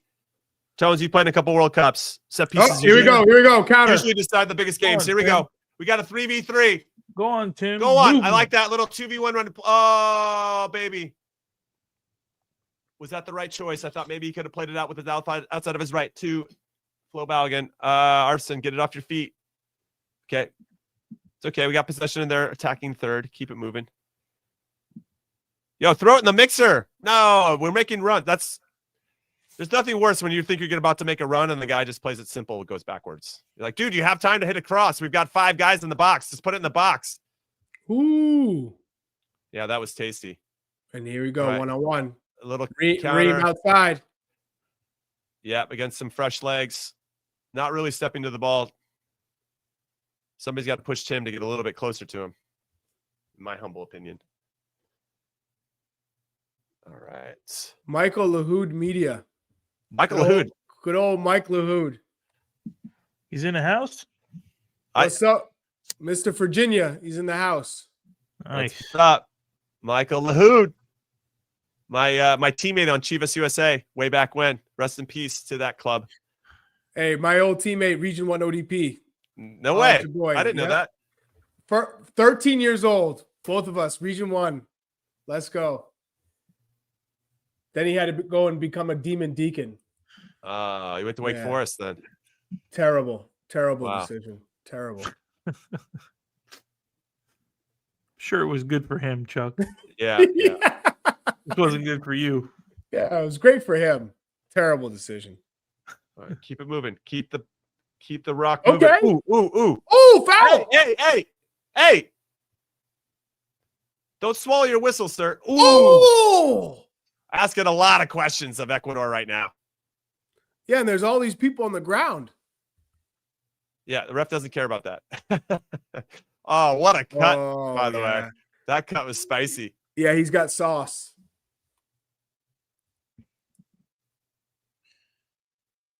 What's happening right now? This ref doesn't. He might be doesn't having know. a tough time here. It feels like there was a foul there, no? Oh, Yeah, it was a foul. he touched the ball, huh? He knocked it out. Oh, that's good Ooh. defending. That Watch is the really replay good of that defending. chance. Yeah, I want to see a slow-mo of that. Are we not going to get it?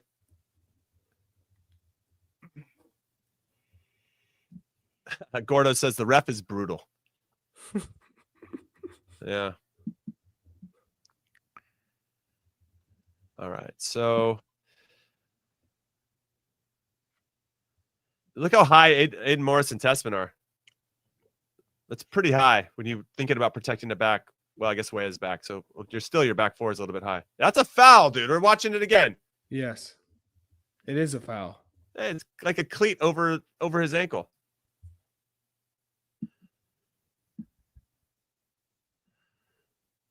Robert Quinn says Tessman should be in the middle of a back three. What do we think? No, stop. Nah. He's not a defender. He's not a center back. Those aren't his instincts. Yeah. Yeah. For sure, no. Oh, yeah, that's a foul, man. Yeah, it's a foul. 100%. Outside the box, though? It would have been. Do we get VAR? Well, it looked like it was on the line, right? Yeah, if it's on the line, it's a pen. PK. Damn it. All right. Good skill there from Tillman.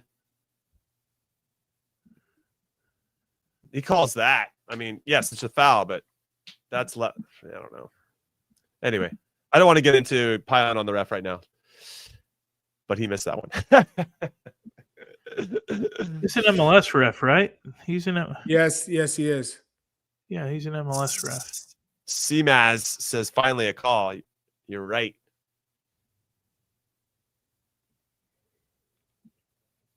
Yeah, I'm curious. Well, Ecuador making 3 changes that will potentially interrupt their rhythm a little bit.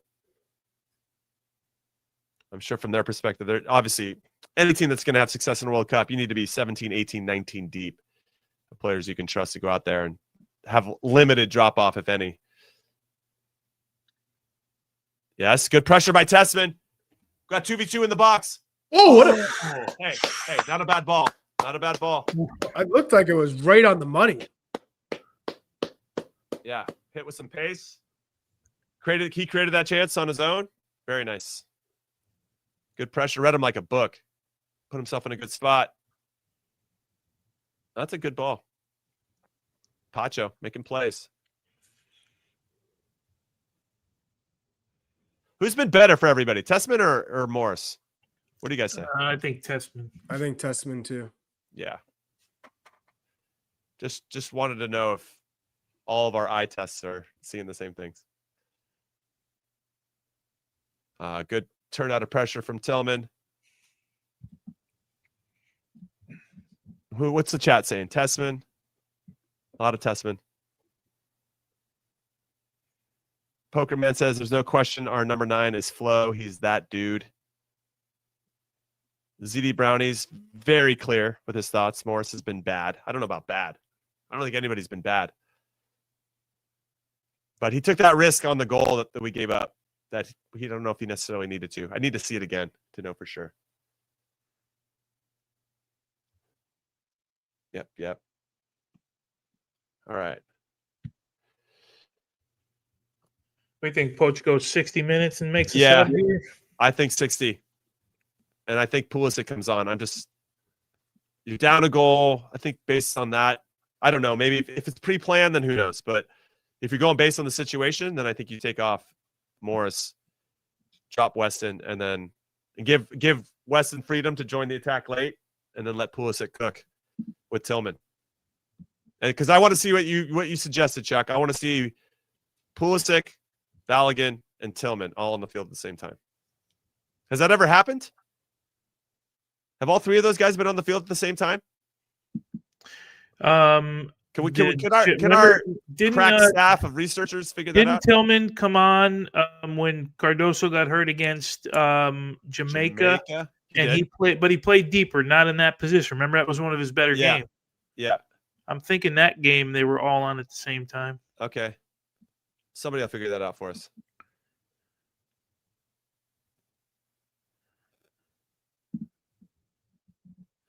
And also, this is a good exercise. Let's just leave the emotion of the result out of it. But if you're down a goal, it's a good exercise to say, okay, what kind of subs are we going to make? How do we adapt our team to the situation? How many numbers do we throw forward? This is all good information and experience for us to have before the biggest games. Yeah, no doubt. Look, you're going to be down in the World Cup. You got to figure out how to come back. Exactly right. You got to come back. That's it. That's your job. Right.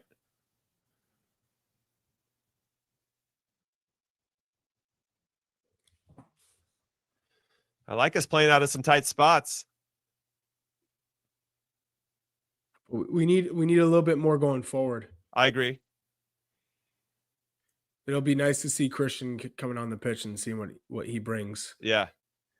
The farther the game goes along, the more that Ecuador is going to sit in, though. You know, that's why Christian's, which I love.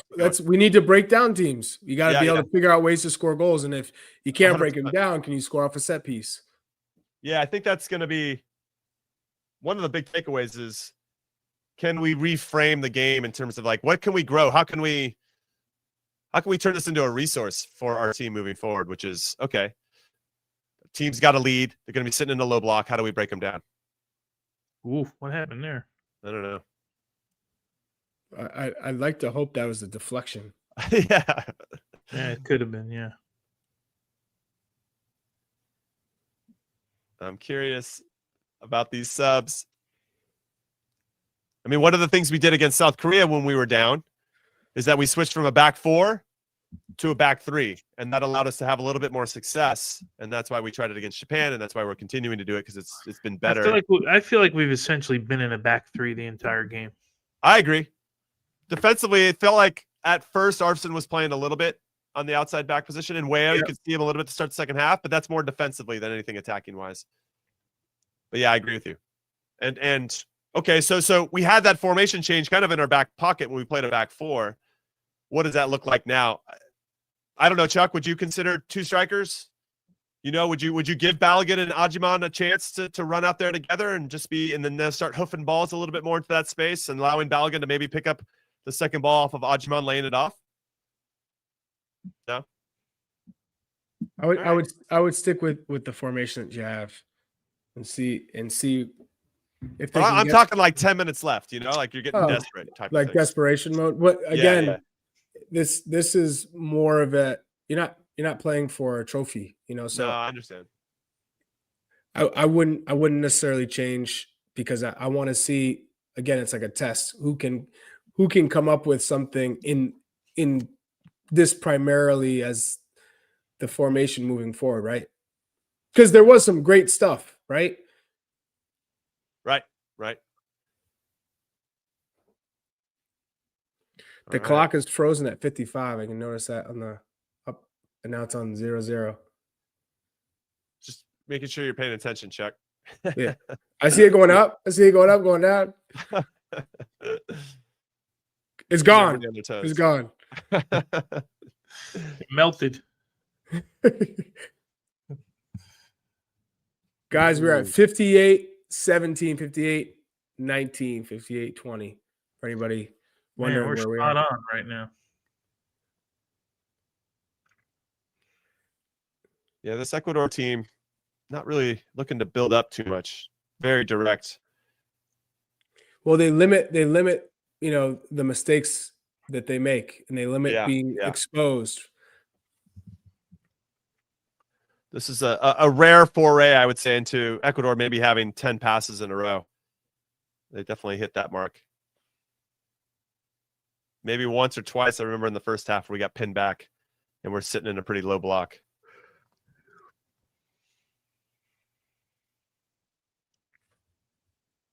This is a good exercise too, right? How do you manage this situation without dropping too deep? Get up, Valencia. Yeah, you can't call that if you're not calling the Tillman one.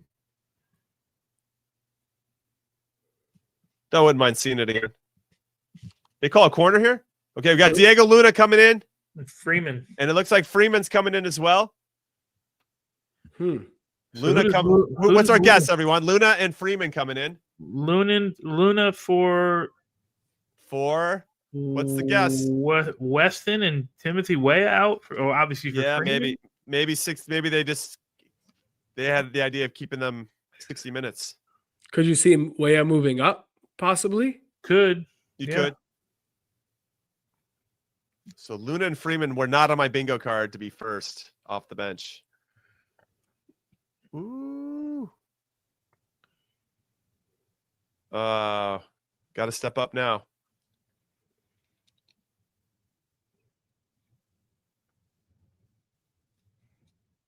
This is where you got to push up that back line. I remember those days. You're like, oh, went all the way back to the goalkeeper. We got to step up. Oh, Oh gosh. crap. Oh no. Ooh, that felt like a bailout of Miles Robinson, by the way. It sure did, man. Yeah, it didn't feel like he got pushed by too much. Wow. I want to see that again. I feel like he just misplayed it. That wasn't Yeah. much. Yeah, it's from behind. Yeah, when you're up and you get a little nudge like that, it's hard to defend. Yeah. Did we make the subs? No? Keeping it playing? It was a cheeky little foul, though. Yeah, it's funny. He might have still gotten something out of that if he hadn't touched him. So it looked like Miles maybe jumped a little too early. All right. Mel says a quiet night for Weah. Yeah. I mean, he's playing a little bit deeper. Arston, too. We talked about. Look at Valencia go. Dude, 35. Just motoring. Oh my God! But Aiden Morris took a risk there going to ground. Damn, he caught Valencia a little bit. Oof. We're taking chunks out of Ecuadorian players tonight. They're not happy. We're not playing it out right now.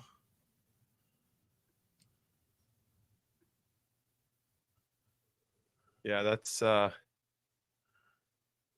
good defending. Preciado. Where's Preciado play again? He plays at Sparta Prague. Yeah. Weston McKennie coming off. Diego Luna coming on. Miles Robinson coming off. And Freeman going in. So putting Freeman That's at it, the right right side. side of the center back. Back four. Yeah, you can go back four. You have Arston. You just push way up a little bit higher. Yep. Or Freeman, they're just going to try him at that. I mean, that's more than possible too, Tones, where they could put him at the right kind of center back spot in the back three and see how he does. I mean, that just makes him a little bit more versatile for a World Cup roster, right? If you can look where he is right now. He's 16, right? Yeah. He's right in the middle of the field. Yeah, it looks like so he's the right-sided center back. So He's this the is right-sided center back. Yeah. So that's what I'm saying. Okay, let's give him a run out, see how he can do. He can hold his own on the physical side of the game. Now it's just a matter of now it's defending in those areas. But because of the situation in Ecuador are a little bit deeper, it's more about transition moments than any kind of really build out stuff. So that was risky. that was a young panic mode. Just came into the game. Yeah, that was a nervy first pass. All right, let's bring on our friend and your friend too. We call him Tommy Scoops. You might know him as Tom Bogert. Tom Bogert joining the show. And the watch along. Tommy Scoops. Tommy Scoops. What's going on, fellas? What's that mustache? What have you and your mustache had for dinner tonight? What are you guys? I made myself a little lomo saltado on the griddle. Chef Scoops tonight, huh? All right. Damn. Hey, respect. Okay, Damn. Thank you. Tommy I Scoops. was ready for that one. You were ready for that. 64 minutes in. What are your thoughts on this performance from the U.S. men's national team? Much more good than bad. They've kind of controlled the game. Ecuador, they've been difficult to break down. Obviously, that they're really good in transition. I think for the most part, the United States have done well in those transition moments. The goal came from Aiden Morris making a calculated decision to step. He stepped. He didn't quite get the interception. There were still numbers back. It was just a really good first touch by Enter Valencia and a good finish. Like, that was avoidable, but that was just I think that was more to do with better attacking quality than it being entirely preventable. But I'd be curious to hear what you guys said. Yeah, we felt very similar to you. Maybe from my center back position, maybe Richards dropped off a little more than he should have, which created a passing lane and gave Enter Valencia that chance to take a big touch into the space. And obviously wasn't in a good enough position to recover and cover the back post. But yeah, ultimately Aiden Morris took a risk. Give the ball away in the center of the field, two passes down the middle, and you give up a goal. I mean, that's how quick. And leading up to that, Tommy Scoops, we were like, wow, what a hell of a 20 minutes against a very good Ecuador team, you know? Exactly. The game is so cruel. So cruel. Balogun's been so good tonight. He's been so dangerous. Like, everything has been decisive, not just from him, but the combinations, the movements, the passes. The biggest plague, I think, in the Pochettino era up until the last window really was everything felt slow, everything felt labored, everything felt like second guessing and everything else. So even when things were coming off, it was a Diego Luna moment, or you go on down the list. It felt more individual rather than these quick combinations and everything being decisive and confident. So just on a basic level, that's been really good to see tonight. We were talking about those are those moments. Those are the fine margins, right? You mentioned Morris, and then the ball getting behind, and then Richards maybe a step late, and Matt Free's not necessarily at fault, but those are moments where if you make a big play, that changes the game. Where on the other side, just before, it was Balogun with the left foot that the goalkeeper is cheating to that back post a little bit, and he makes the play down. Like that's what wins and loses, right? These games. Yeah, I totally agree. I thought it was a good microcosm too, Tony, that that wasn't so different from the Balogun shot. I think Valencia got more bite and venom into it too. And like you said, I do think the Ecuadorian keeper has been leaning a little bit to the far post a few times. The next time kind of Balogun got the ball, and I forget if he had a cross blocked or something where he was kind of shaping like he was going to shoot. Keeper was already taking a half step or a step into that corner. And again, it's easy to second guess, kind of freeze there, but you're right. Like those margins a little bit each way. And that's why it's 1-0 Ecuador, not 1-0 USA. Yeah, because the numbers suggested completely different than the score. And we see that all the time, right? It's not unusual in the game, but this is Ecuador, right? This is what they've done through qualifying.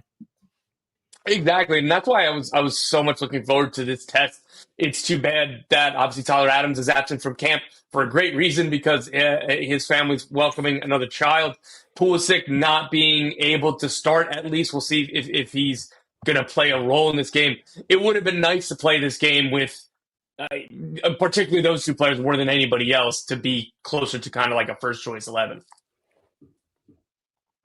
I love it. Were you surprised, Tommy Scoops, by the subs of seeing Freeman and Luna be the first two off the bench for the U.S., or do you think that was already by design? Not surprised at all, because I think those two are really high up in kind of the hierarchy right now.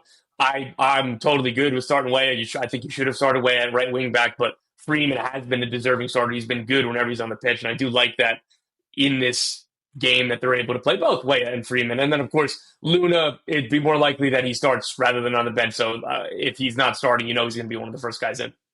How about Freeman at right center back? So it's been a bit of a struggle so far. Interesting. Yeah, no, I was trying to work that out too. My stream is 30 seconds behind you guys. I need to get better internet apparently.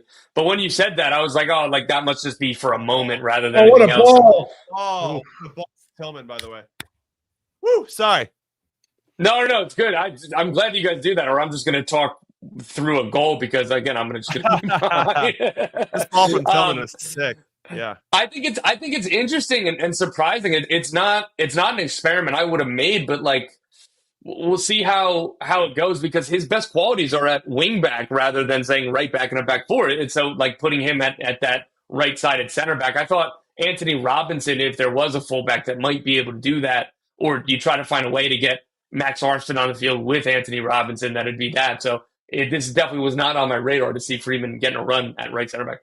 And Freeman's positioning right now is pretty wild, because he's getting up and down the line a little bit more than Tim was. And looks like we're gonna get McKenzie in here. I wonder if he pulls Weah here and allows Freeman to go back to his normal position. It looks like Pulisic, Roldan, and McKenzie. Okay, I was just trying to go into like the positives of like, yeah, like it's nice to see Weah and Freeman like, oh, like that's interesting. It's not an experiment I would have made. For what? For them to play 6 minutes together and then Freeman go to wingback? I don't understand why these subs didn't all kind of happen at the same time. Yeah, no idea. Yeah, good shout. Because like, what did you learn from Alex Freeman playing this role for 8 minutes?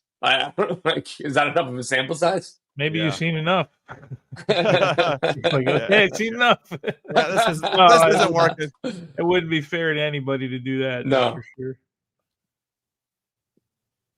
It feels like Tim's gotten a lot more action since Freeman's come on, as opposed to when Miles Robinson. Oh, I love that. Oh!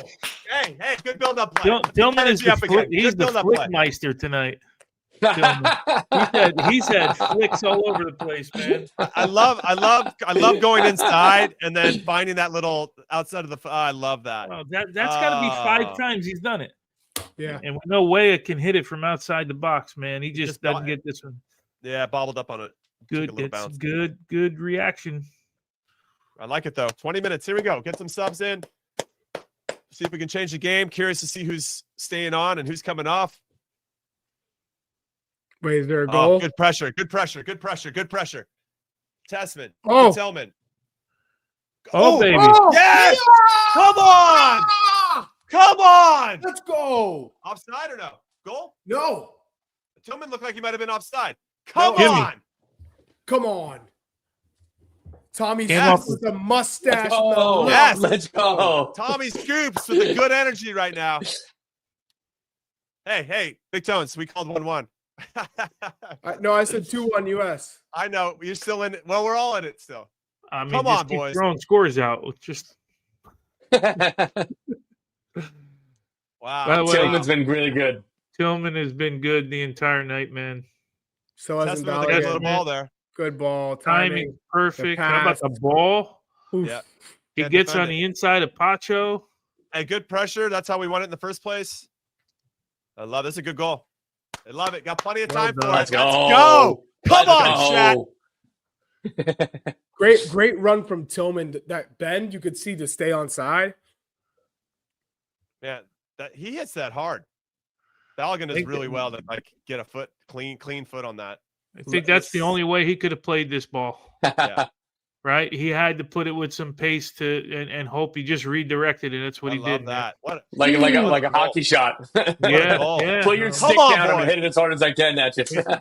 There's no swing in your leg, right? You got puck draped all Come over on. you. Last 20 minutes is Come going to be on. sick. That's really Let's get well after done. it. Good Chuck, I pressure. hope your score prediction's right. Yeah, same, whichever, Chuck. whichever one you're going with tonight. Yeah, the 2-1 one. Oh, you. Oh, yeah. Which one? You said 1-0 at first. Or no, you changed it to No, 1-0. no, it was 2-1. I changed it to 1-0 because you convinced me so hard. I'm going back to my original. Okay. All right. We'll allow it. We'll allow it. Check, chase, and Chuck. Hold on. Did Tim Ream come off? Oh, Tim Ream's off the field. Who came on for Tim Ream? McKenzie did. McKenzie, yeah. And so he's in the position he's playing at his club. It's looking like 4-2-3-1 here, no? Oh, that's a bad giveaway. Oh, yeah. Oh, okay. All All right. right. So he left Freeman in that spot. He just So he switched- out of possession, it's looking like a 4-2-3-1 off the kickoff. Okay, wait. So Tessman and Morris are still in. Christian's there. Freeman's running himself into trouble. Christian came on for Tillman. Yeah, as the back No, four. Tillman's right there. It's Weah came off. Oh yeah, Tillman. Yeah, Weah came off. Sorry. Yeah, they're back four. Yeah, but Freeman's like bombing forward. Like I know Woo, one that speed. Go. that's why I thought he was off. That is real close. Real close. I don't care. That's if he real was. tight. It That's was tight, real tight. Real tight. Valencia's off now. It's a bad giveaway. Oh, New England Revolution's own Yes, Tony Leo Davies' Zapata. striker. All right, here we go. Corner kick for Ecuador. All right, let's defend. Oh, Hey. all right. So we got Freeman, Richards, and McKenzie as our back three with Arvston as the fluid four. Tessman and Morris, Pulisic, Roldan. Roldan's on for Morris then. Luna. And then you got Tillman. Tillman pushed wide right then. So Tillman's playing where Weah was. Looks like he actually didn't change the formation when they have possession there. Yeah, still in the back three. Interesting. So Tillman went wide right. That's interesting too. He's in the Tillman playing a little wing back. Let's see how he does. not He'll the be strongest defensive line there for Freeman and Tillman at those two positions. What's the call here? But yeah, what is the call here?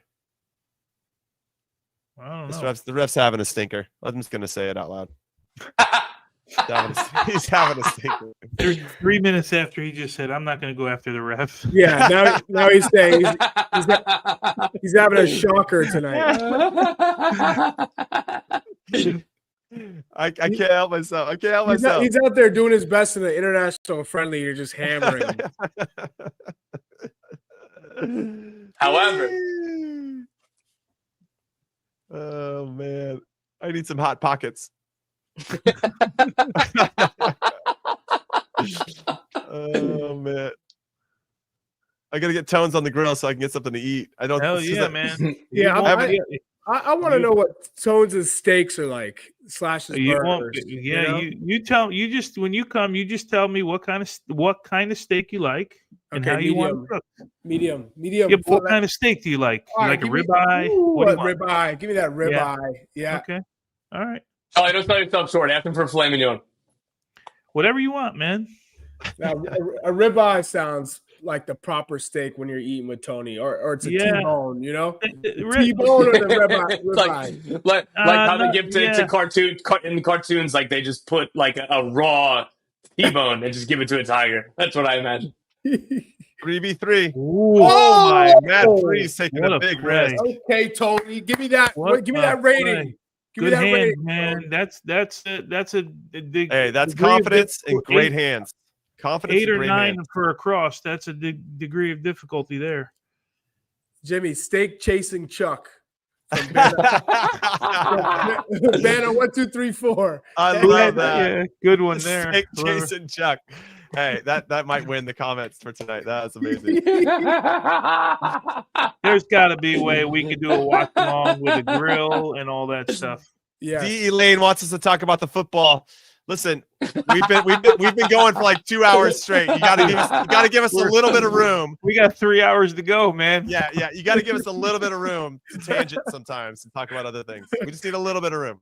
You got to give us some room for that carne chasing Chuck. Let's go, Cater. I'm loving these nicknames. You know, I love check chasing, steak chasing, whatever you got.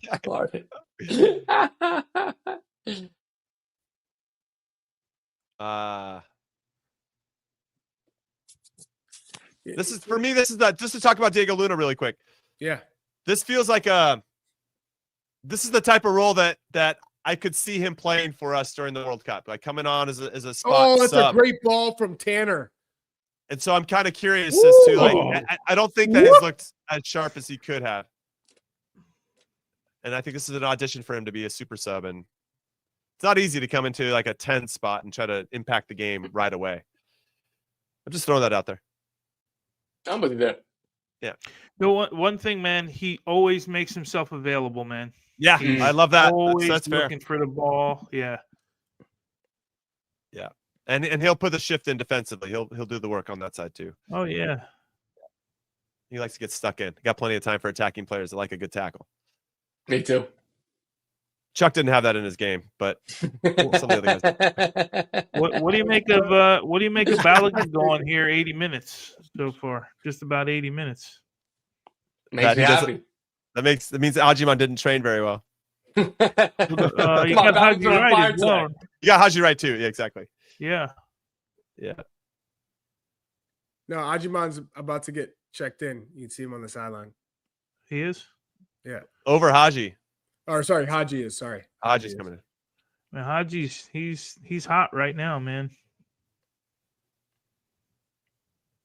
Yeah, it's a good moment for him to come in. I know it's tough, 10 minutes to go, but in terms of 1-1 and you're in form, good moment. So what's the mentality? Like as a striker, you got to be thinking, I'm going to get one chance here, right? Like that's got to be your goal. That's get one chance in the next 10 minutes that you come onto the pitch, but ultimately it's make a difference. That means you got 10 minutes to just sprint like with everything you got on pressing, showing that you're working for the team. Hold up play is going to be essential. You might not get that many balls, so when you do, you can't lose it. It's got to stick to your foot. Oh man! Oh, rolled on. He's not happy with it either. The Tommy Scoops. Thank you so much for your time. We appreciate you and your mustache, of course. We Can't wait to have you back on in the future. Tommy Bogert, everybody. Catch you soon. Well done, Balogun. Appreciate Well the done, insight. Balogun. Appreciate the insight. This is Balogun. We're also going to done, clapping off Tommy Scoops and Flo Balogun at the same time. Yeah, Haji it's a Wright good one, comes man. on. Let's see if he's got a little Proper magic shift. in there. Proper, Come on, proper Haji. shift. Proper That was shift a from Balo. proper shift from Balogun. Hey, really, really good performance from Flo Balogun. It was just I almost said it missing a goal, but he scored. So he pretty much ticked every box. Yeah, he was fantastic. He was great. I mean, Yep. Oh, sure, another flick.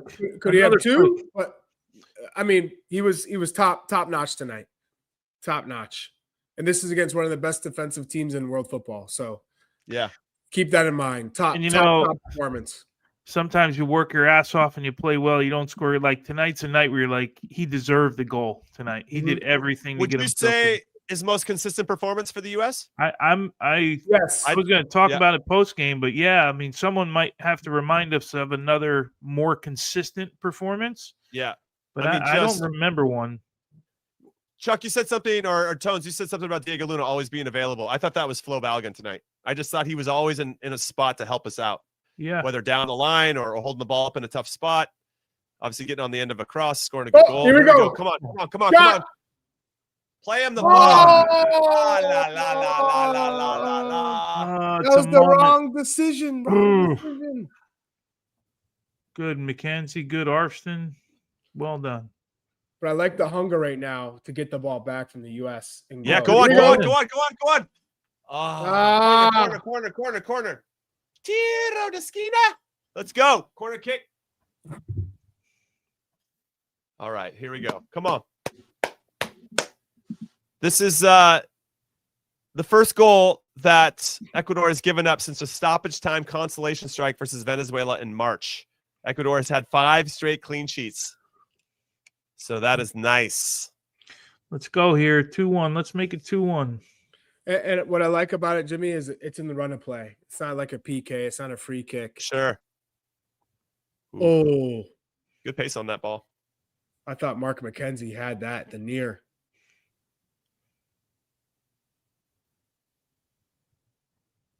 The goalkeeper, he loves hitting it long. And an informed keeper too, right? I mean, yeah. he's come up with some big saves tonight as well. Yeah, he really has. Ecuador is physical, man. Yeah, they are. They close down the ball fast. Man, we matched it though. I feel like we've matched their physicality, which I thought maybe that would be an area where we would be second, but I feel like we've matched it pretty well. There's no way you can't be physical and calm the ball and finish second place in that group after that grind of a competition. I still, honestly, the fact that they only gave up 5 goals in 18 games blows my mind. With all the talent that they're playing against every damn game. That is ridiculous. 18 games in CONMEBOL, South American World Cup qualifying, and only give up 5 goals that is special. That is special. Has there ever been a lower number of goals? I don't know. That's a good question. That's a great question. A better defensive team in CONMEBOL? I would think not. The next best teams where they gave up 10 goals. And that's still impressive. They've given up 10 goals in 18 games is really impressive. They give up 5. That is some next level ish, man. Mel asked how many corners we have. I think we're at 10. 10 corners. Corner kicks. We are at 8. I've got 8. 8-3. 8-3. Greedy, what's up, Greedy? Just joined. We are at 84, 36, 37, 38, 39, 40. Good ball. All right, see if we can go find a winner here. Come on, find that winner. Let's do it. 2-1. 2-1, baby. Look at that low block that Ecuador's in. Pretty much had, before Campana stepped up. They were very deep. Man, He's a low block like he's playing for the Revs. So he's very familiar with that. Yeah, he's used to it. Oh, we got to hold up play. Tessman is confident, man. Yeah, very confident. Who did Pulisic come for? He came in for Weah, I believe, and then Tillman went wide. Yeah, I marked it down wrong. Yeah.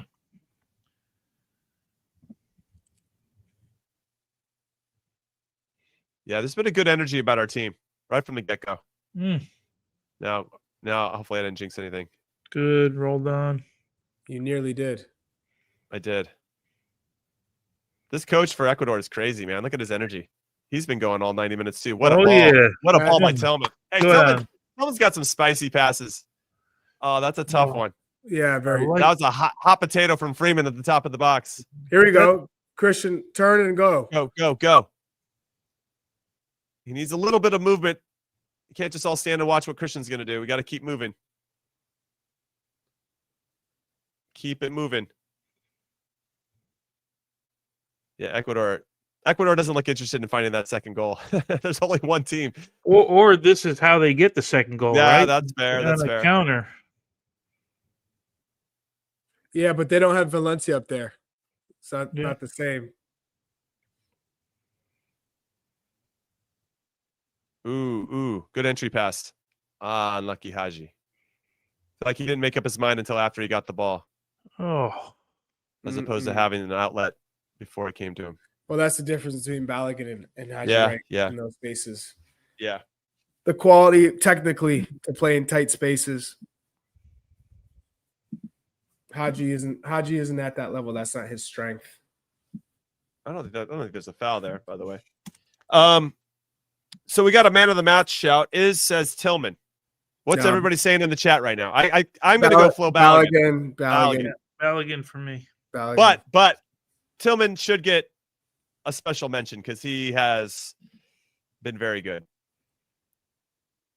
We doing like hockey where they give 3 of them out? Yeah, why not? 3 man of the matches.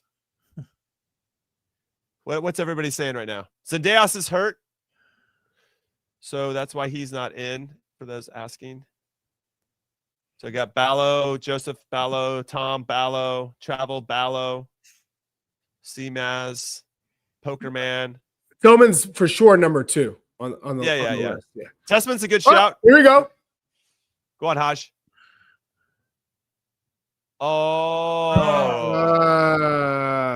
Tillman at the back post. But hey, listen, when you're red hot, no. You got to shoot. You got to shoot. The decision was right. It was the execution that was not. It's. Well, look at Tillman right there. Woo! He was open. I like the shot. I'm playing armchair quarterback here. It's a lot easier, obviously. I get that guy's red hot. I want him to shoot. I want him to shoot. You're a striker coming into the game. Yeah, of course. You have one thing on your mind, and that's get the game winner. Yeah, create your shot and take it. It was good though. The shot good, right? Great. Yeah. He used Pulisic's run, right? Cut across the defender, looking at the goalkeeper. Painless Potter. That's exactly how it would go. Balogun is 1, Tillman's 2, Tessman's 3. That's the top 3 players tonight. Yeah. We just put up a poll. If you haven't voted, go ahead and vote right now. Make sure you vote for Ikeda says first. Chuck is clearly man of the match. I'll take a nomination. Hot Pockets. I used to love ham and cheese Hot Pockets. The referee just gave a yellow card for wasting time in an exhibition game in the 80th minute. Holy cow. Oh no. Holy cow. Oh no. This ref needs a replacement. Don't do it. Don't break my heart right here. No. Yes. Tillman trying to come in and do some defending. Hey, I like the recognition to go make a play. Got plenty of time for that, Tillman. The ref is having his World Cup. That's funny.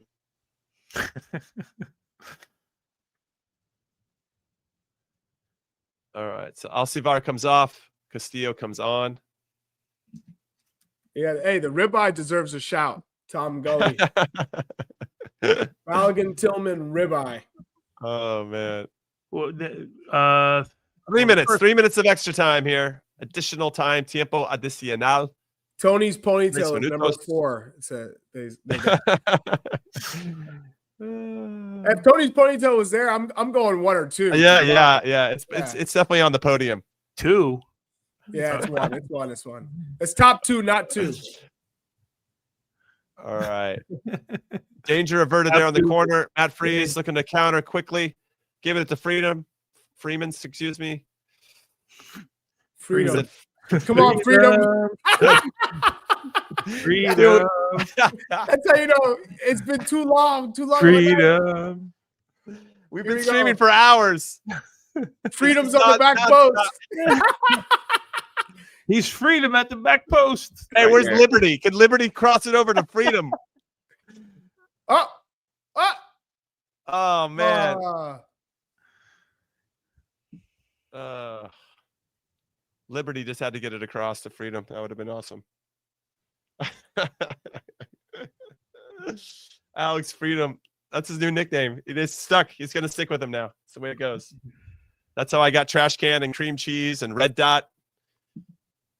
I don't know if there's anybody that's still left that remembers why you're trash can. There was somebody that remembered why I was called trash can. Does early anybody on. that remember why Jimmy's nickname is Jimmy Trash Can Conrad? Who remembers? It was an epic moment, to be honest. It was. That was for a number of reasons. All-time episode. Thought your phone's gonna get stolen. You thought you were gonna get jumped. Oh man. Yeah, Gordo's got it. I think he had his phone cam sitting on a trash can with Old Trafford behind him. That would be right. That would be correct. That's right. Old Trafford. By the way, my internet was crystal. Better outside Old Trafford by a trash can than right here at home, wired in. Okay, here we go. Pulisic. Let's go. Exclamation point. Chuck. Arfson. Little sauce. Yep. Ross could have been a little better. By the way, you were there because you were either A, at Leeds watching Jesse Marsh's team, or B, you were there for Ted Lasso. I can't remember, one of the two. Well, right? I did both of those things, but I actually went over to Old Trafford to work with Ecolab, who is a shirt sponsor of Manchester United. Yes, cash and checks. Cash and steaks. And then from there, I reached out to Jesse to see if I could come to training. And that was right after they beat Chelsea. It was like the peak of Jesse's Leeds career. Game's over. Wow. And then I went to hang out with the Ted Lasso guys. And they asked me to be on the show, which was sick. All right. Game's over. 1-1. U.S. versus Ecuador. Hey, Tones, you said draw. I said 1-1. Yeah, you both did. Yeah, we're smart and handsome. Unbelievable. You love to see it. Good performance. Listen, we're going to take a 2-minute break. And when we come back, we're getting into our post-game show. So don't go anywhere, suckers. Keep it right here.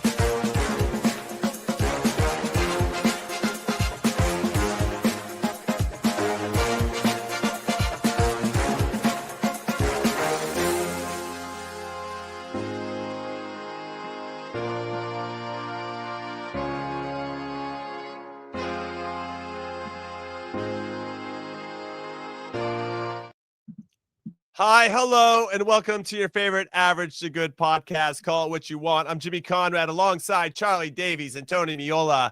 And the U.S. just tied with Ecuador 1-1.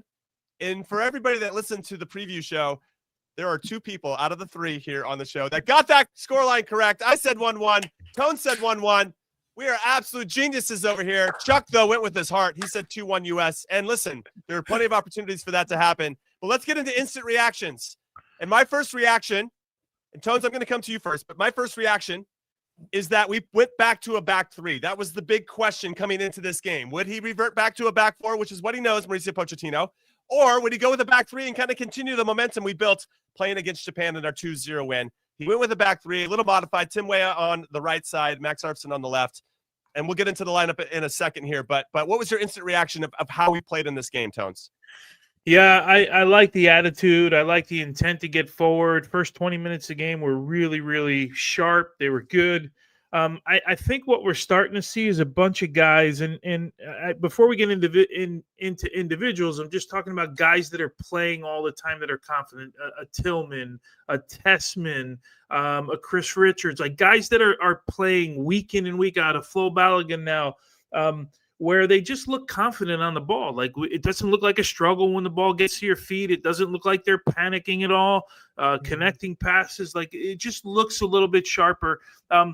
Obviously, we'll get into moments in the game and how you manage those moments and all of that. But I mean, we more than doubled the number of passes that Ecuador had tonight that were completed. So really, I really like I like where we're going right now. I'm taking 20 minutes. Yeah. 20 minutes from South Korea. Japan was an improvement. This one for me was an even bigger improvement. Yeah, and you say 20 minutes. It's funny you're talking about the South Korea game. I actually really love the first 20 minutes of this game that we played, and then we gave up the goal, which took a little bit of the air out of it, Chuck. But let me get into the starting 11, and then I want to get your thoughts overall. The starting 11, bit of a surprise. We had a couple injuries. So Jedi Robinson, not 100%, didn't even come off the bench in this one, didn't start. Christian Pulisic, a little bit of an ankle injury or a flare-up with his ankle, ended up coming off the bench. We'll talk about him in a little bit. But the starting 11 was Matt Freese in goal, Miles Robinson getting the start. I think we all thought that maybe Mark McKenzie would do it if we elected to go to a back 3. So Miles Robinson gets the start. Chris Richards in the middle, Tim Ream on the left. Then Tim Weah playing right wing back. Max Arfson at the left wing back. Tanner Tessman and Aiden Morris holding it down as the 6s. Weston McKennie and Malik Tillman as the 2 10s. Obviously, they could drift out wide if it made sense, but mainly the width was coming from Weah and Arfson. And then Flo Balogun up top.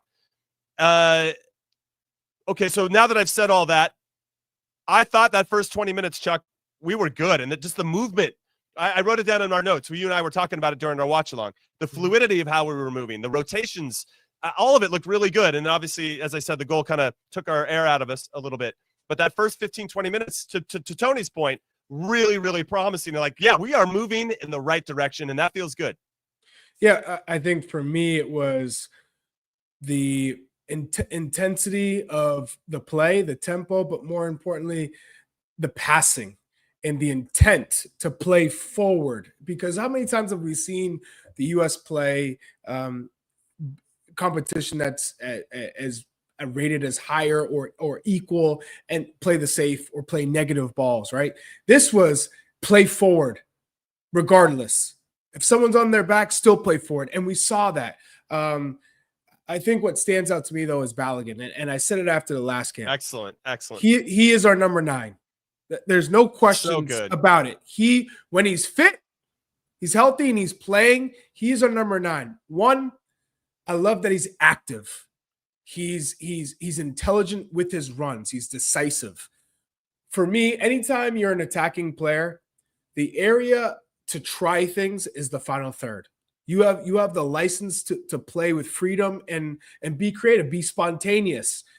He is that. And I love that he has this knack for being direct towards goal. It's not just I'm going to be free and be 1v1 and kind of flow. It's I got to get to goal as quick as I can. I love that. You could see in the first couple of chances, he took it with his left foot, got into space. And then on the one that almost came off, but he faked with the left to cut back to his right, and the ball just went a little bit further. But he set it up perfectly. And I think ideally it would have been a shot. but he could have also laid it off. For me, it's the way that this team put pressure on Ecuador, the reactions. I always look when I'm dictating games and calling games, I look at a number of things. And for me, it's like the shape, the pressure, the cover. Are they organized? What are the ideas, the movement? And then reactions. Are they threatening? The U.S. were better than Ecuador and every attacking metric. I think from just the eye test, you have to be pleased that this is progress that we wanted to see. Of course, it's not a win, but for me, it still feels like a win because they are getting better. We're progressing. And to piggyback off of that, we created a lot of good moments and sequences where we were in good areas against a very good defensive team. And for everybody that didn't join us for the watch along, and we highly encourage it for Tuesday against Australia on the Glosso America YouTube channel, so hit like and subscribe and turn on notifications. You guys know the deal. I thought we did. So listen, let me say it like this. Ecuador, 18 games in World Cup qualifying, only gave up 5 goals. Ridiculous. Okay. Coming into this game, 11 games unbeaten, 10 clean sheets out of those 11. And then they had 5 straight clean sheets coming into this. I mean, this is a team that has a strong defensive identity. And I thought we were asking a lot of questions and probably deserved to score more than 1 goal. And I'm glad that we got the goal. And we'll get into that in a little bit. Going back to Balogun, though, because I wanted to give some context for those that didn't get to watch the game or catching up to it later. I thought Flo Balogun, and we discussed this, man of the match for sure. And maybe the best player or best performance I've seen from him, Tones, in terms of consistency. Just all the little things that he was doing. And thankfully, he got rewarded with a good goal, putting himself in a good spot, holding off a very good defender in Poch to get there in front of it and to tap it in. Lots of just good, solid decisions, very consistent, and just dangerous and threatening, to Chuck's point. I love this version of Flo. I mean, this guy looked sharp. He looked healthy. He looked ready to go. And it makes such a difference for the rest of the team when you know you have someone like him that's so dynamic up top. Well, he set the tone right early in the game. He had the first one where he dribbled down the left-hand side, and saw the one defender, right? He was out there with Alcivar, right? And the one guy that we thought, okay, he's the guy you got to go after, and he went after that guy. And then there was the give and go in the 9th minute, right, with Tillman, and again running in behind, and he set the tone of how he wanted to play the game.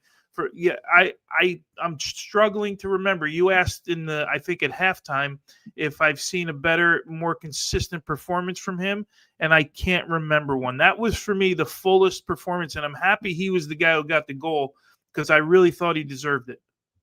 Yeah, it was impressive. Now, Chuck, let's go down a line. Let's talk Tillman. Actually, I thought his combination play was very good. He's always looking to be a wall, for lack of a better description, right? Where you can play it and he'll give it back to you, or he's finding that third person.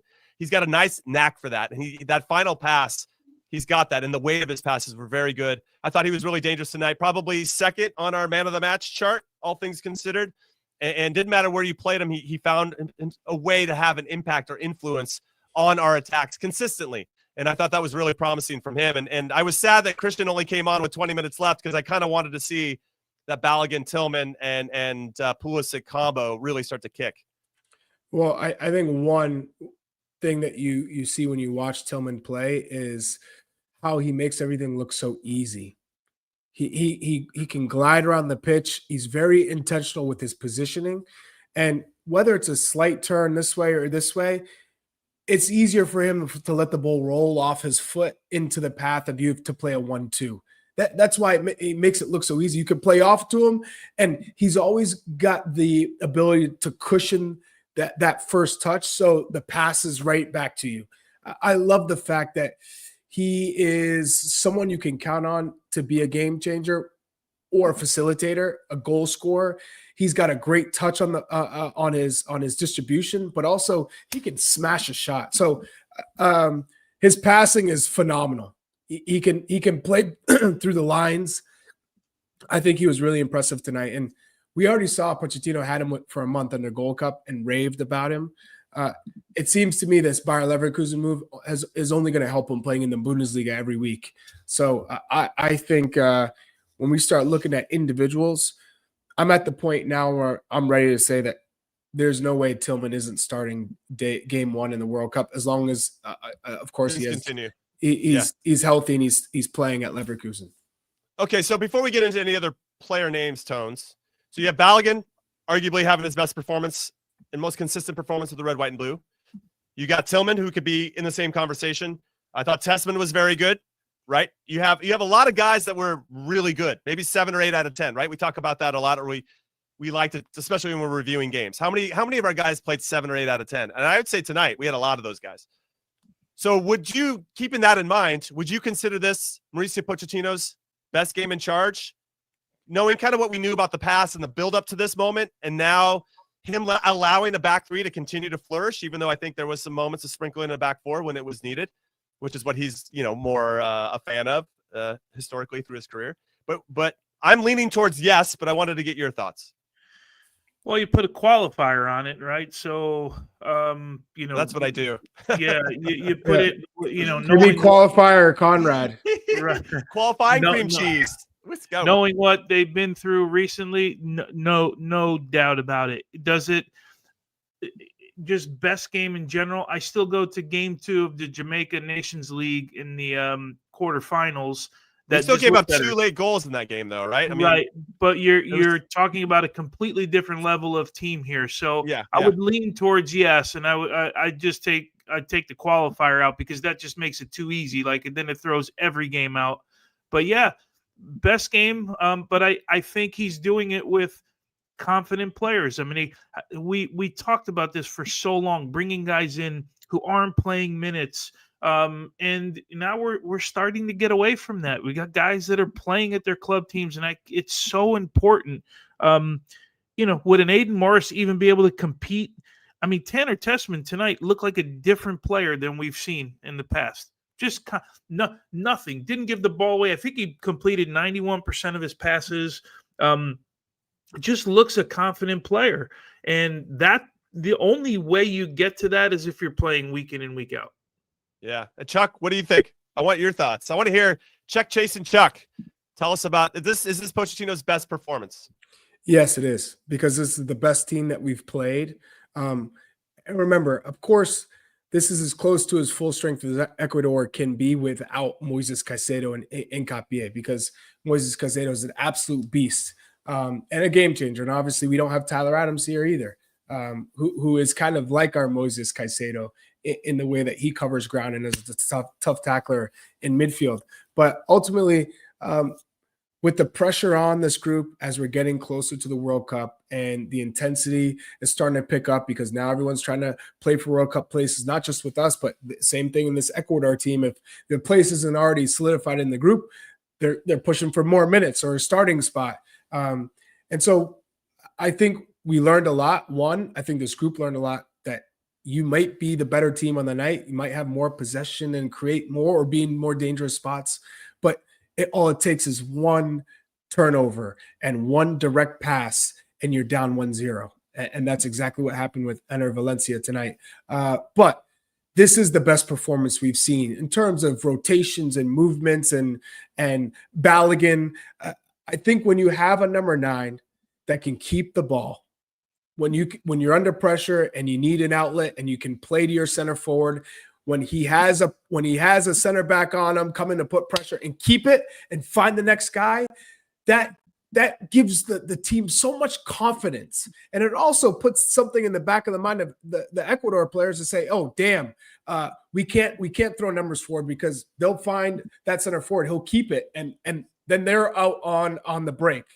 So it does so much for a team in terms of relieving pressure and giving the sense of calmness on the ball. And I think when he set the tone tonight by keeping the ball and making good runs, also, if Ecuador wants to play high and you play in the behind, he's showing his pace, guess what? They know they can't play as high as they'd like to at times. So that's another facet of the team when you have a striker who's really feeling himself and can do it. So I think that's why we saw this being Pochettino's best game, is because not only was it fluid in possession, but he had a number 9 who could stretch the opponent and give a little bit more space in the attack. Yeah, I think there's a lot to be said for every line of the field had something going for it, right? I've seen some comments here in the chat about we played well out of the back. And what I liked seeing as well is that there were moments where all of a sudden Miles Robinson was up high, and then Aiden Morris would drop in and be even with the back with Tim Ream and Chris Richards to help us build out. Because when Miles Robinson took that step forward or went forward, it drew a defender with him, and then Aiden Morris could just fill that pocket. And all of a sudden, we unlocked Ecuador's press.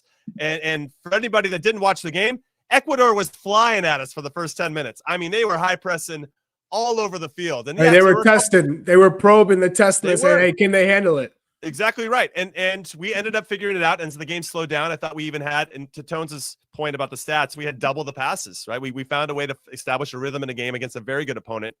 And so I really appreciated the setup and the build out in different phases of the game, whether it's coming off a goal kick, even though there were some nervy moments, even our defensive third, mid block, and even up high. There was a lot to be excited about. I saw a comment from Ja who says, hey guys, we drew, even though this was our best performance in a while. So there was a caveat there. But yeah, we did draw. But even if we had lost this game 1-0, I still saw enough there that felt really promising from the formation, from the rotations. Yeah, but the goal really adds something. Like you said, 100%, it's a team that doesn't 100%. Concede, right? And we finally scored, right? I think that's what makes the difference. And also this is the opportunity. This is a proper. Yeah, thank you, Tones. The opportunities. And one more thing I want to add is that this is a proper World Cup opponent. I liken that more to Switzerland and Turkey, where we got run off the field for the majority of both of those games. Now we're taking on an Ecuador team, and we looked like we were there, and in some ways driving the game in a lot of different ways. And we created enough opportunities that I was like, all right, we're heading in the right direction.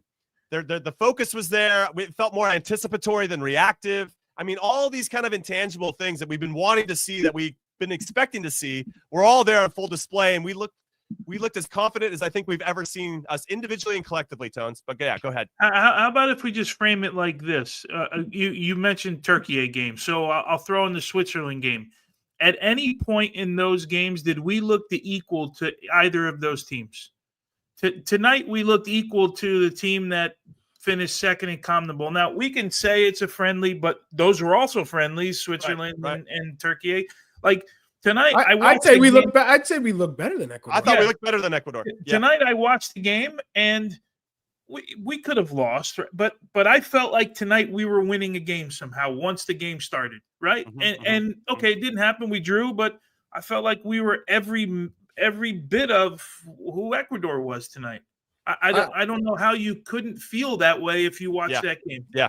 And this is a great comment from Iz, because they're saying Brazil put 5 past South Korea today, and they pooped on us. So there is that. Well, this is the thing with Brazil. And I think Tony would be the first one to say Ancelotti didn't lack talent coming into that Brazilian job. It was never about talent with Brazil. It was about getting the right group of players and getting them motivated and coaching them, and the man management part, and understanding how to get the most out of a lot of guys who are so good attacking, but were they going to give that same effort defensively? And today it clicked. Yeah. And when you have 5 world-class attacking players, eventually, if you get it to click, it's going to look really good. And that's exactly what happened. So, it clicked with that group? No way.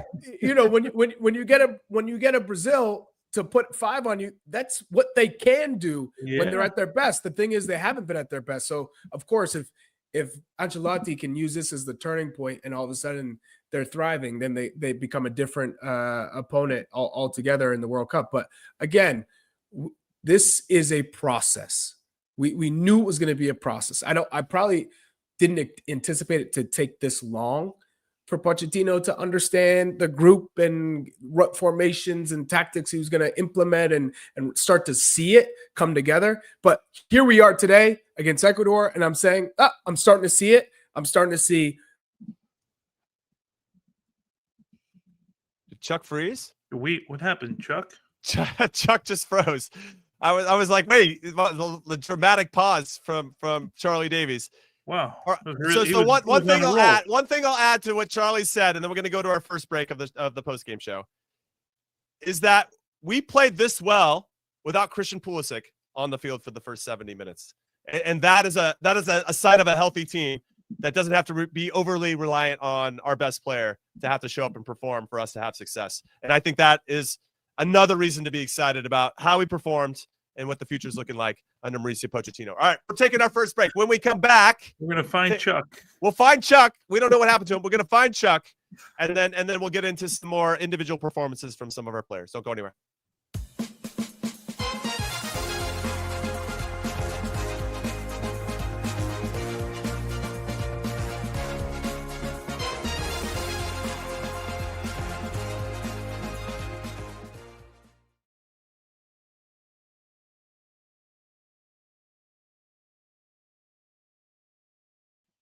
Welcome back in to Call It What You Want. I'm Conrad Dino alongside Big Tones, and at some point Charlie Davies will be joining us.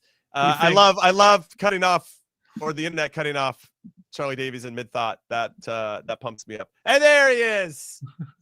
He's back, or is he? Or is he? Got him. I love that. I love that. All right, so another performance I want to talk about is Weston McKennie. So back in the team for the first time since March in the Nations League. And he said after the game that I like the position I'm at now under Pochettino. And that is with regard to his position, which is a little bit higher up the field, and that he has the freedom to push forward. Chuck, I'll come to you first on this because you got cut off so rudely by the internet earlier. What were your thoughts on Weston, where he set up for the team, and he ended up having a really good pass at the end of the first half from a deeper position, which is where we feel like he looks most comfortable. But hey, getting on the field is still important when you're trying to fight for your place. Yeah, I would say that there were some good moments from him, but I still don't think it is in the best interest of this U.S. men's national team, as well as him, to be that high. Because if we're playing in that type of situation, that means Christian is going to be a starter. Oh, Tones, I think we lost him again. We lost Chuck again. This is a hell of a show. Anyway, his boys are pulling the plug on him right now. They're playing with coach right now. Oh, man. All right, so Tones, take it away. Pick up the baton from Charlie Davies. Your thoughts on Weston McKennie? I tend to go along with what Chuck started with. I think when you look at Weston McKennie right here in this position, we've always spoken about the midfield, the two in the midfield, as being the crowded spot of the field. Well, it's getting more crowded because now you're definitely going to throw Tessman into the mix, right? Aiden Morris was okay tonight, but remember, we got Tyler Adams there as well. And then see what Roldan does. I think where Weston played tonight, right? You're going to have Christian there. Are you going to put Tillman on the bench? We still haven't seen Zendejas, so I thought tonight would have been a really good game for Zendejas. Like, it played at his tempo, man, and he would have been really good. I just think there's equally as much competition for Weston in this position as there was going into the other. I'd say there's more, Tony. I'd say there's more in the attacking because. And this is what I would explain to Weston if I am Pochettino. You can still get forward if you're playing next to Tyler Adams. There's nothing saying that preventing. Yeah. We saw Tessman making runs into the channel. Like there's nothing preventing you with the game, the way that we're free flowing and moving the ball, to make late runs out of midfield, which makes it even tougher to track. The deeper you are, and when you make those advanced runs, it's more beneficial for a player like Weston McKennie to make that run and get on the end of things. So I think, unfortunately, I know he likes to play higher, but the starting position, I think, is going to have to be deeper within this team, especially if you're talking about, this is Ecuador. And Ecuador is a fantastic team, but they're not an attacking team. They're a defensively sound team, and they counter, and they're effective. But when we're playing against even better teams, we're going to need more defensive support, which means we need a little bit more attacking threats that are more geared to like one chance, one goal. And Weston's not that player. Weston's a great player on set pieces, great in the air, a tough tackler. We see him do it with Juve all the time, especially in transition. He can get back. He can cover a lot of ground.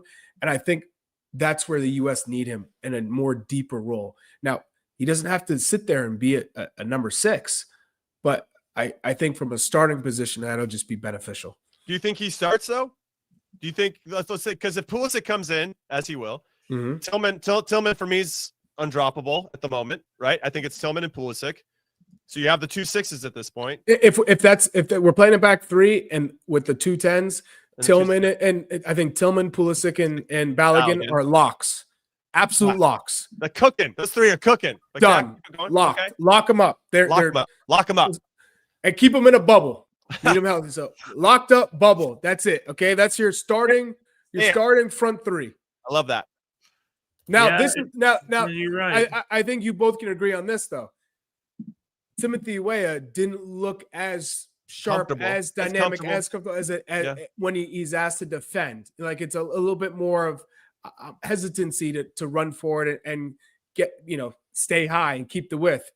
And that's where I think Sergiño Dest thrives in that, where he's more comfortable and he finds a way to get more involved in the attacking side of the ball. But defensively, he's done it in the World Cup. I know he can defend, but maybe that's where Pochettino is unsure of, okay, who's going to give me a better defensive performance out of that position?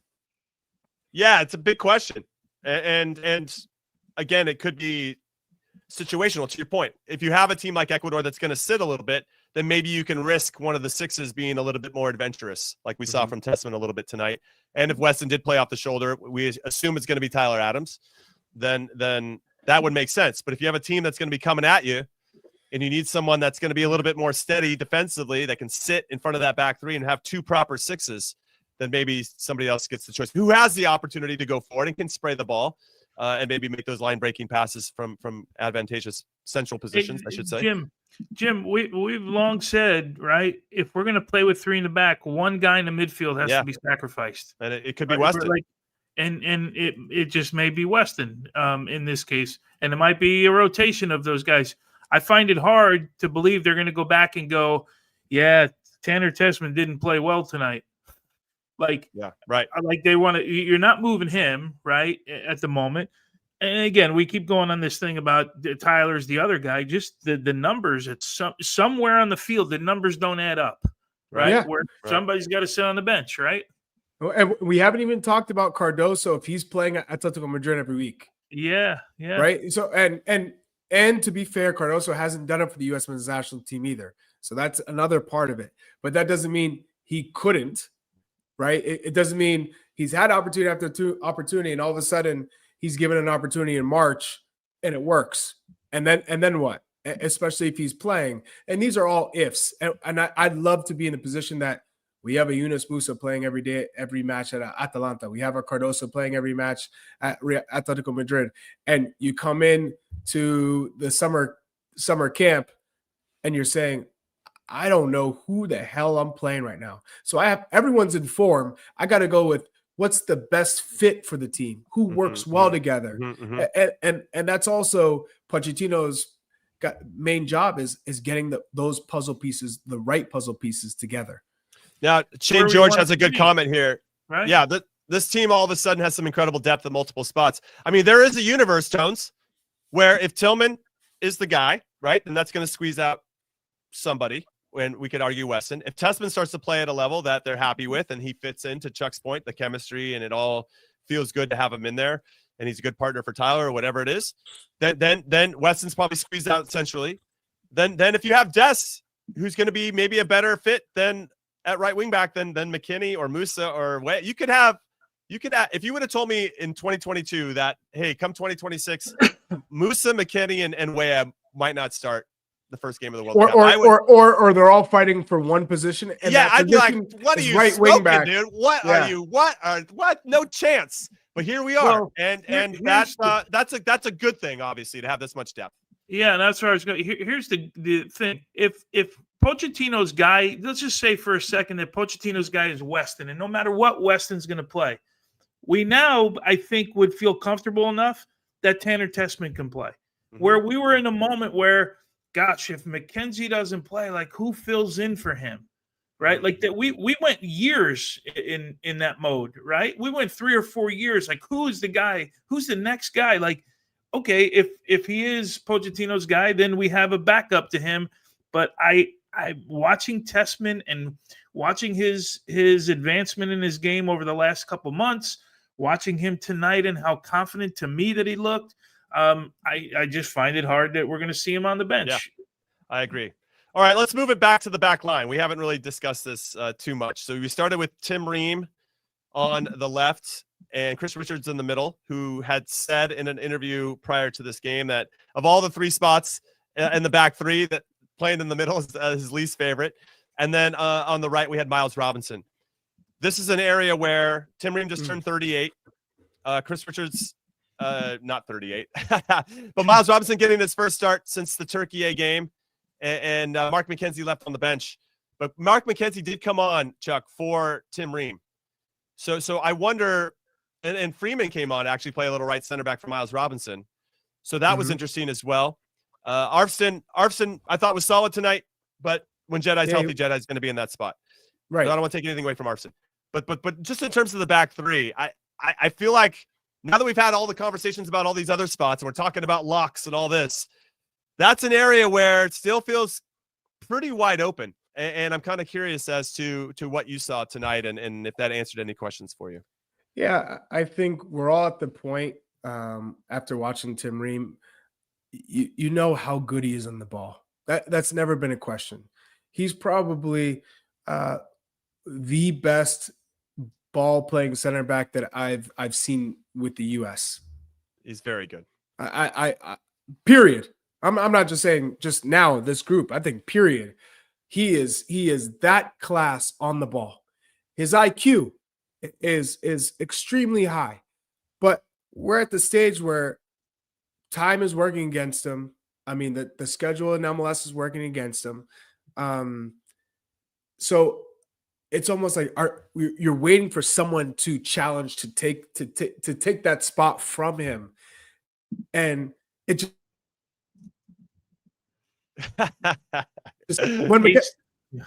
when Mackenzie's gotten the chance, he hasn't taken it either. He hasn't left you confident to say, okay, he's the guy. Even tonight, he came in. It was like a shaky touch, and then he gave the ball away in that one instance. And I get the nerves part. We've all been there, but at a certain point, it's my guy. It's almost like you got to be mistake free when you're coming in if you're trying to take someone's position. And unfortunately, I think Chris Richards is the only player you can say, I know I'm good with him. I know what we're getting. We just don't know what the right and left looks like at the moment in a back 3. Yeah. And that and Mauricio Pochettino being a former center back has to be concerned a little bit, Tones. I don't know about you, but I'm starting to concede that Tim Ream's going to start at the World Cup. It's hard to argue otherwise because nobody's pushed him out. Nobody's pushed him out. Not yet. I mean, do you see Noah Kai Banks? He gets his first goal in the Bundesliga. I'd love to see him get do you see him like continuing to play, developing this year, and say, oh, there's a guy, another guy that we're not talking about now, and it might be too soon, but like you're watching these U20s right now, you know. Do you foresee a U20 guy cracking into a camp and then maybe making his way into the first team? Schwinder would be the guy, right? But I mean, he's at Benfica not playing, although he is on the Champions League roster. That would be the guy. Winder is super talented, and they love him at Benfica. But I would think you'd automatically have to, if you're going to go that route for me, I think you automatically put Noah Kai Banks in because he's playing now. We'll see what happens. He started his first game. He scored a goal. But if he's playing first team football in the Bundesliga, like I think he jumps ahead of Josh Winder just because he's not playing first team football. Right. The more we talk about it, the more I think Ream's he'll end up starting for us. Yeah, I do too.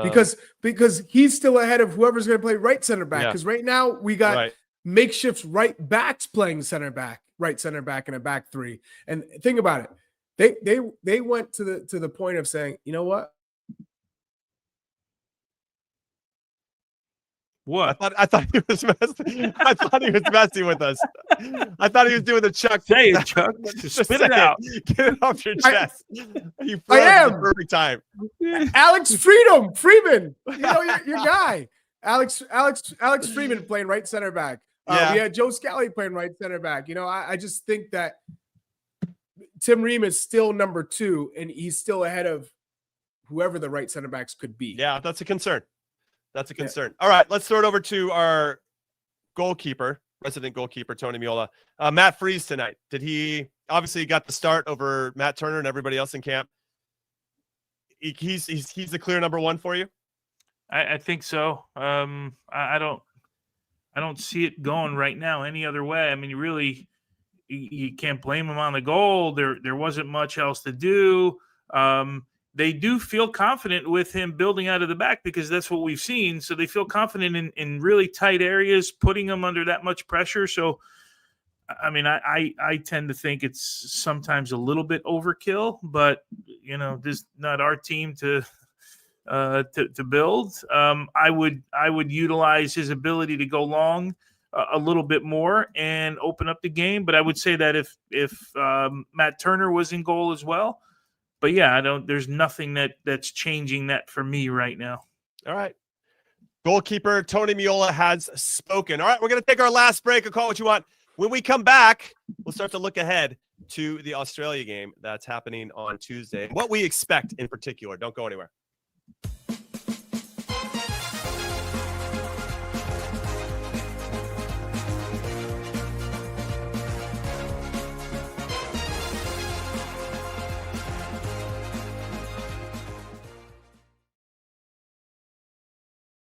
Welcome back in to Call It What You Want.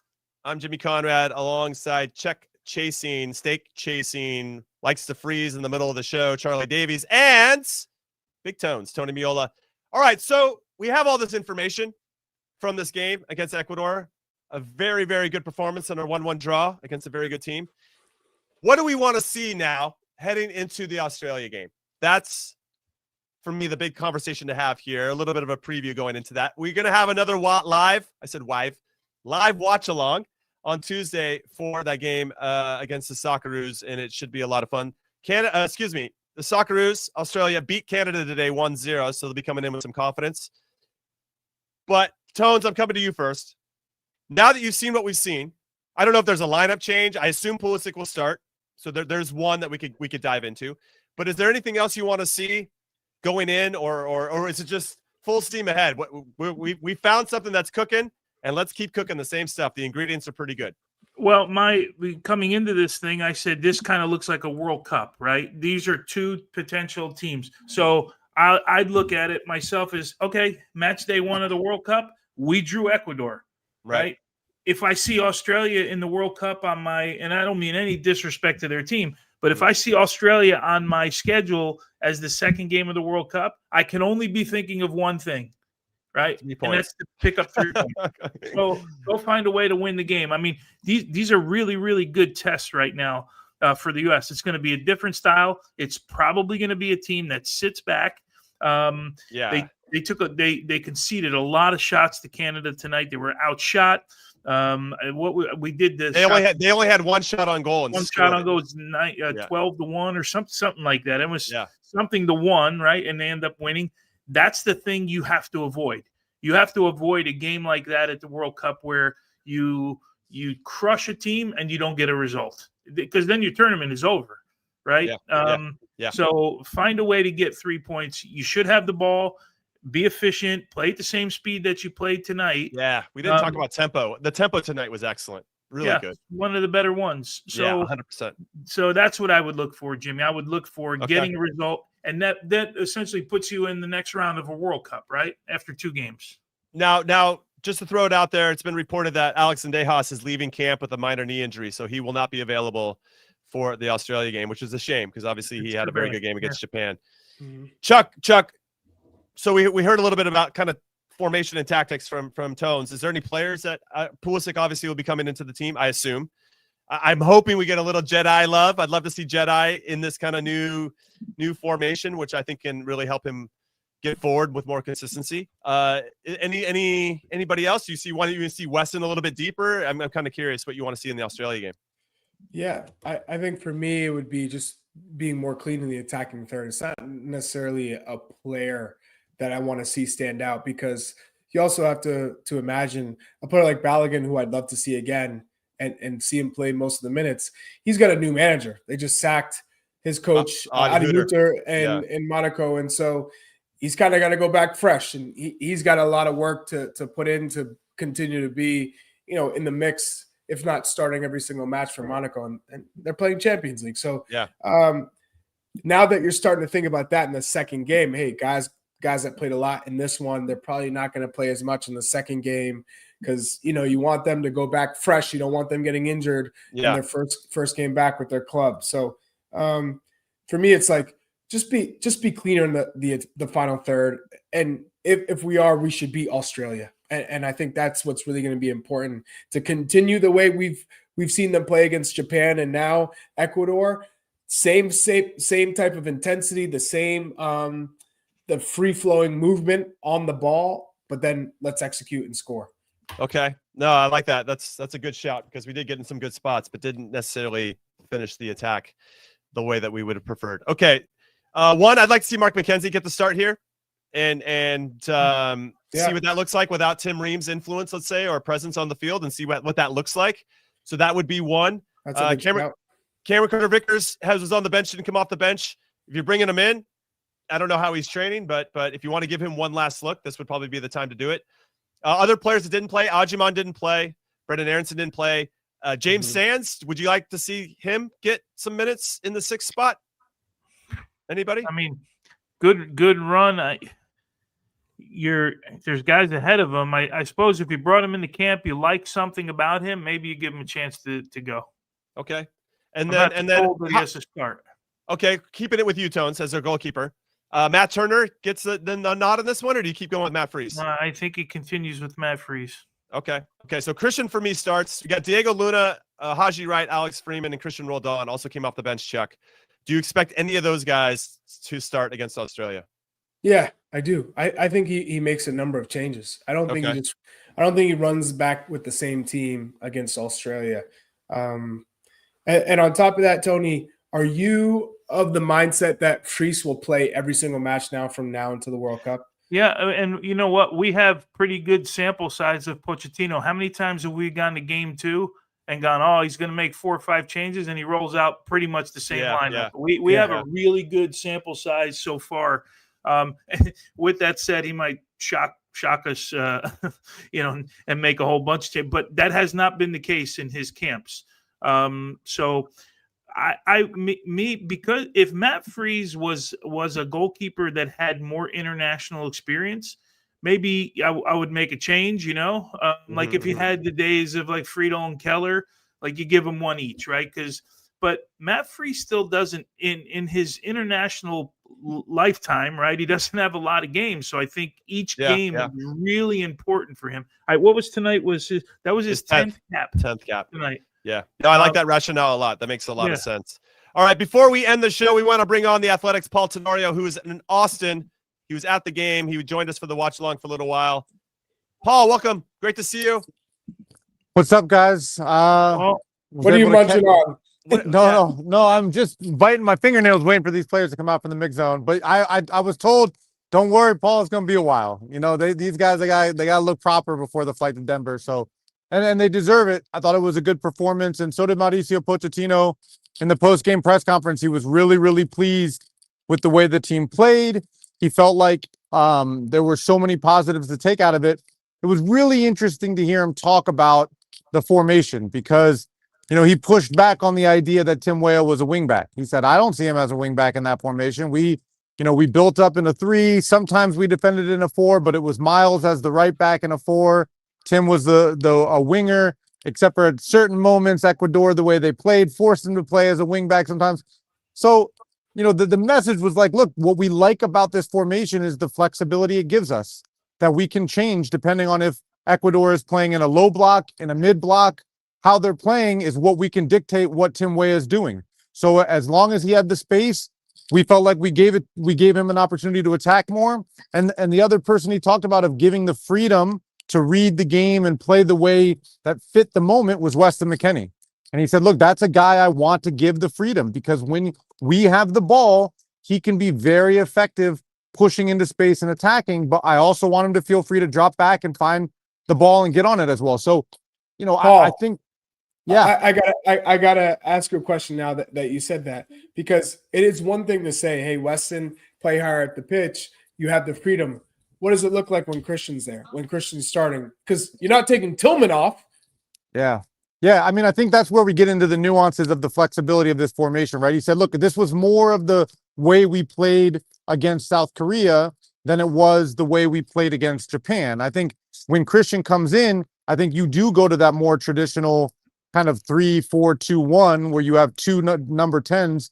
And then I do think you have an interesting decision to make of, do you play Tillman or do you play Weston? If Weston is that advanced guy for you, or do you tell Weston, okay, we're going to play you a little deeper and it's one of Aiden Morris or Tanner Tessman that comes off, or realistically both of them when Tyler Adams is here. So, this has always been the trade-off of going to this formation, is that you have one fewer midfielder on the field because you're putting an extra center back on. And I thought, we talked about it before, like I thought this team was better suited to it, and that you could sacrifice a midfielder where Greg was stuck on MMA, right? Musa, McKennie, Adams, they had to stay. With Musa out, I felt like you have flexibility, but the problems are there because Tillman is a guy who you kind of want to keep on the field. So I do think it changes a lot when Christian comes in, but I'm not sure yet who gets yanked. Is it Weah? Does Weah get pulled and McKennie plays out on that right side? Yeah, there's good problems to have, Paul. So what kind of changes do you expect to see going into Australia? We were talking about it a little bit before you came on. Yeah, I mean, I agree. I agree with what Tony said. He doesn't change a ton all the time, but more than that, the talk in that press conference room was about positivity and optimism and feeling good about the way the team is playing. And so I think when you have those types of vibes, you don't want to change too much, right? Because you want that to carry over. And it sounded like he said, look, we have to see what Christian looks like tomorrow. How does he respond? How does his body respond tomorrow to determine what his role looks like against Australia?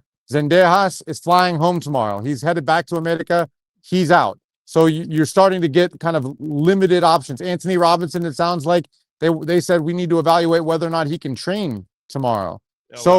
We're talking about some of these options, maybe not being there. So I would expect fewer changes versus more changes. But I do think he also made sure to note, he said, I want to give praise to the guys who didn't get on the field tonight, because I thought they did a really good job of supporting their teammates, working throughout the week. And so I do think he's going to want to reward some of those guys. Maybe it's like a timed halftime sub or a 55th minute type of big change. All right, Paul Tenorio, everybody, live from Q2 Stadium in Austin, Texas. We appreciate you and all of your insights. It's been fantastic, both now and at the watch along. Paul Tenorio, make sure you check out all of his stuff on The Athletic. We appreciate you, Paul. Thanks so much, guys. I appreciate it. See you guys from Denver. I can't wait. All right. I can't wait. All right, final thoughts for us. We're going to close out the show. Chuck, you look like you're about to fall asleep, as people are mentioning in the chat right now. Chuck looks like he can't keep his eyes open. Give us your final thoughts, Chuck, before you freeze and we have to cut you out. All right. I'm loving this guy. Look at him. What a pro. I know. What a pro. What I'll say is I'm pleased. It's a promising performance. And again, Balogun backs up that he is the starting striker for this U.S. men's national team, that he gives the group something different. And it's not only his movement, but his ability to hold the ball as 1v1, and he can score goals. So whether he's trying to bend it outside the box, he gets the nice left-footed at the near post. I'm pumped. And now let's see them carry on this performance with a win against Australia. All right. Bradley, maybe with the best comment of the day, says sleep chasing, Chuck. We got a new one for you, Chuck. And Big Toe, final thoughts. I can't wait to close my eyes. I like what I saw in this. I feel better about the number 9 position than I've felt for a little while. I will admit. I like our depth, especially in the middle of the field. And my brain, when I look at the lineup we had tonight, my brain goes to Anthony Robinson on the left, Serginho Dest on the right, and Christian Pulisic in this lineup as a starting point. And I'm like, man, I feel like we're starting to build something. That's kind of my where I'm at right now. You get excited. I'm going to roll with that. I'm going to roll with what Mr. Pochettino said after the game. It's about the vibes. The vibes are good right now. The feelings are good right now. Let's keep that going. Thank you so much for hanging out with us in the watch along. If you're with us, thank you so much for hanging out with us in the post-game show. Come back and join us on Tuesday for the watch along or post-game show, whatever you like. We prefer both. And that's it. We're calling it a show. Congrats to the U.S. on a very good performance. We're excited. The future is bright. And we'll see you on Tuesday. Later.